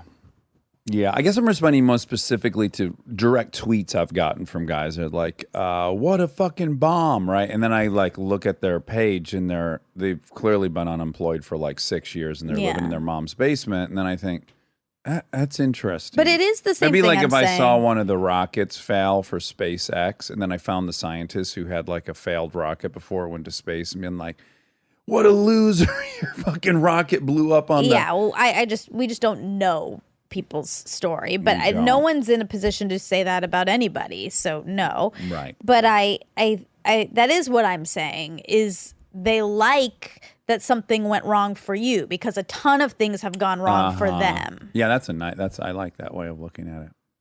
I mean, I still think it's bad. I don't think people should do that. I think the more negativity you put out, the more you get, so it's not helping you to do that. Right. Anywho, okay, you said Sadie Hawkins is a Jewish thing. Yeah, it's a dance where the girl asks the boy. Yeah, it's not Jewish. It's not? No. Well, why do you think that? Well, because Sadie is Yiddish or Hebrew for princess. Oh, it's also and just it's where a the name. princess asks the... No, Sadie is a Jewish name. Okay, it's not a Jewish thing. Okay. Sadie Hawkins Day is an American folk event and pseudo-holiday originated by Al Capp's classic hillbilly comic strip, Lil Abner. The inspired real-world Sadie Hawkins events, the premise of which is that women ask men for a date or dancing. Great. But just like Rachel is a Jewish name, Rachel's also not a Jewish name too, because lots of people are named Rachel that aren't Jewish. Yes. Yep. One story that we didn't talk about, but that we definitely should have talked about is that when you guys met, Kristen was interested in Rosenbaum. Well, yes, kind of. Mm-hmm. They talked about it at length when he interviewed her on His Inside of You. podcast. So for years when they were both on the CW, they would see each other at these different events you have to attend. Uh-huh. And they would always flirt with each other. Yeah. But she wasn't pursuing him until she and I broke up. Then she called him. Right. Yeah. But you were with Rosenbaum at that hockey game. Where we first connected. And so when she saw you guys before she knew you, she was like, oh, Rosenbaum's here. Oh, okay. That makes sense. Yeah, so that's interesting. Yeah, that's fun.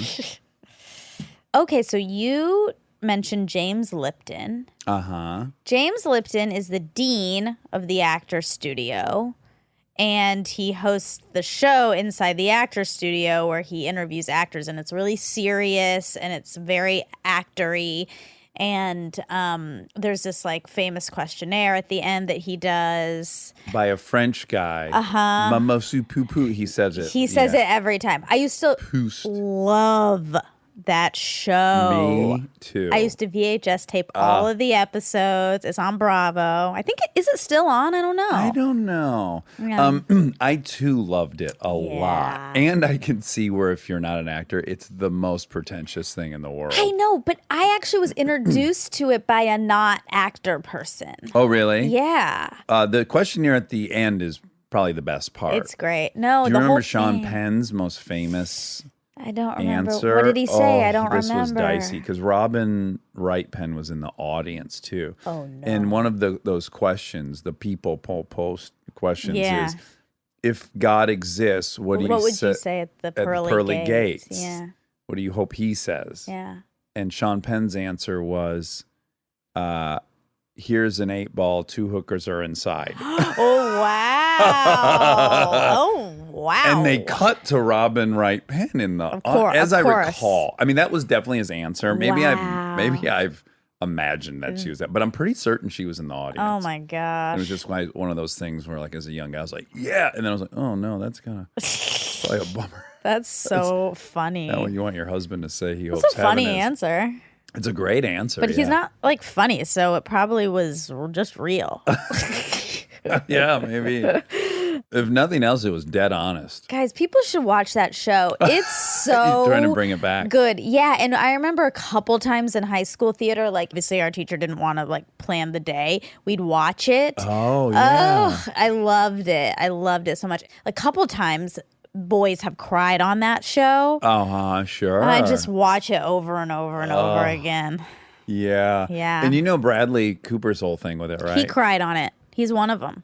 As a guest. Yeah, as a guest. Yes, and but also he went to that school and he Yes. always asked a question. Oh. There's all this footage of him asking famous my people gosh. questions. That's and one really of them, I cute. believe, was De Niro came in and Cooper got a question in across the bow. Wow. How special that then they did Silver Linings Playbook together and became peers. That's so cool. Yeah, it's really I think sweet. that's maybe, I mean, he cried I think kind of a lot on that show okay. because of that, I'm sure. Just the the full whole circle. Yes. Yeah, that's so cool. Yeah, it's a very unique thing to experience. Like if somehow my elementary school hosted some kind of show that I could go on, I know. I'm sure I would ball I used if to I was dream there. about that. Yeah, Yeah. going back to your elementary school is like a big thing. Well, like going back to something. And yeah, it's so gross. No, I think it's really normal. I know, but people it's kind of have pretty that gross. fantasy about like their 10-year reunion or whatnot. Yeah. Yeah, and I think people even like rent fancy cars and stuff. Oh for my their 10 Yeah, it's Oh, it's so It's so sad for all of us, It yeah. is. We're so sad. yeah. I feel bad for us. I do too. Okay, so you said you don't think you can find Brothers Justice, but you can. It's on iTunes. It is? Yeah, you can buy it. Oh. You can buy it or probably rent it. I wonder who gets paid for that because I don't think it's us. Oh, really? Yeah. Oh. Even though I owned that movie 100%. Really? look into that, Yeah, yeah. you should look into it. I own it. You own it? Mm-hmm. You bought it in a bankruptcy raffle? a bankruptcy auction? Yeah, Chapter asses. 11 auction. Well, that happened with Hit and Run. Hit and Run's part of a Chapter 11 thing. It is? Yeah.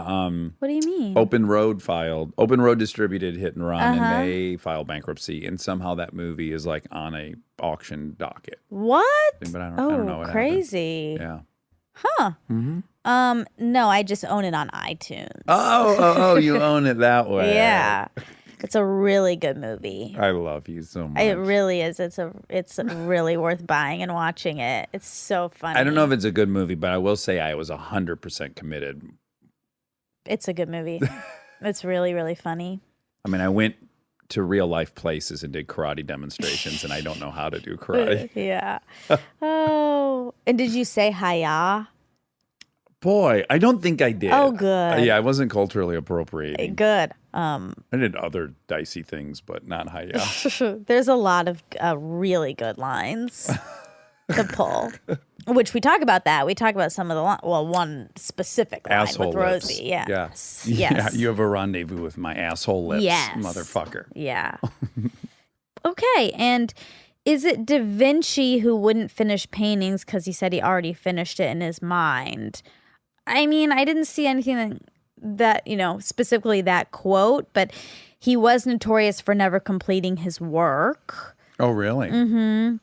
His wide range of interests often distracted him, and his perfectionism discouraged him from declaring a painting officially finished. Often accused of being a helpless procrastinator, the problem wasn't that Da Vinci wouldn't start work. It was that he was constantly starting work and neglecting to finish the ones he had already begun. Yeah, so... I think that's a highly relatable characteristic. Yeah. It's really fun to start things because you're enthusiastic about them, and then Yes. as they wear on... Yeah, it gets hard. Mm-hmm. Yeah. That's all. That was all? Mm-hmm. Okay, so T-shirt cannon, Rosenbaum was spectacular. Yeah. He really entertained the hell out of that audience, didn't he? Yeah, he did. He Yeah. did. There's one part that we had to cut because it doesn't, it's visual.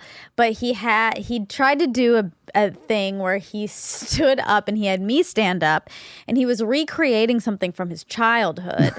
But he told me to do something and I did that, but it wasn't good direction. Yeah, it didn't work out. It didn't work out, and it was a big disaster. It was a disaster, which was actually really funny because he was just crushing, and then he had a little speed bump with this thing he acted out. Yeah. And then he had to climb back up the mountain, which he did. Right. Oh, it was great. Yeah. Yeah. Live, the High Wire Active Live. Mm-hmm. Well, if you enjoyed this and you want to come see us, we're going to be in a lot of cities coming up. That's right. Denver, Santa Fe, San Francisco. And that's all we've announced. All right. Great. I love you. Love you.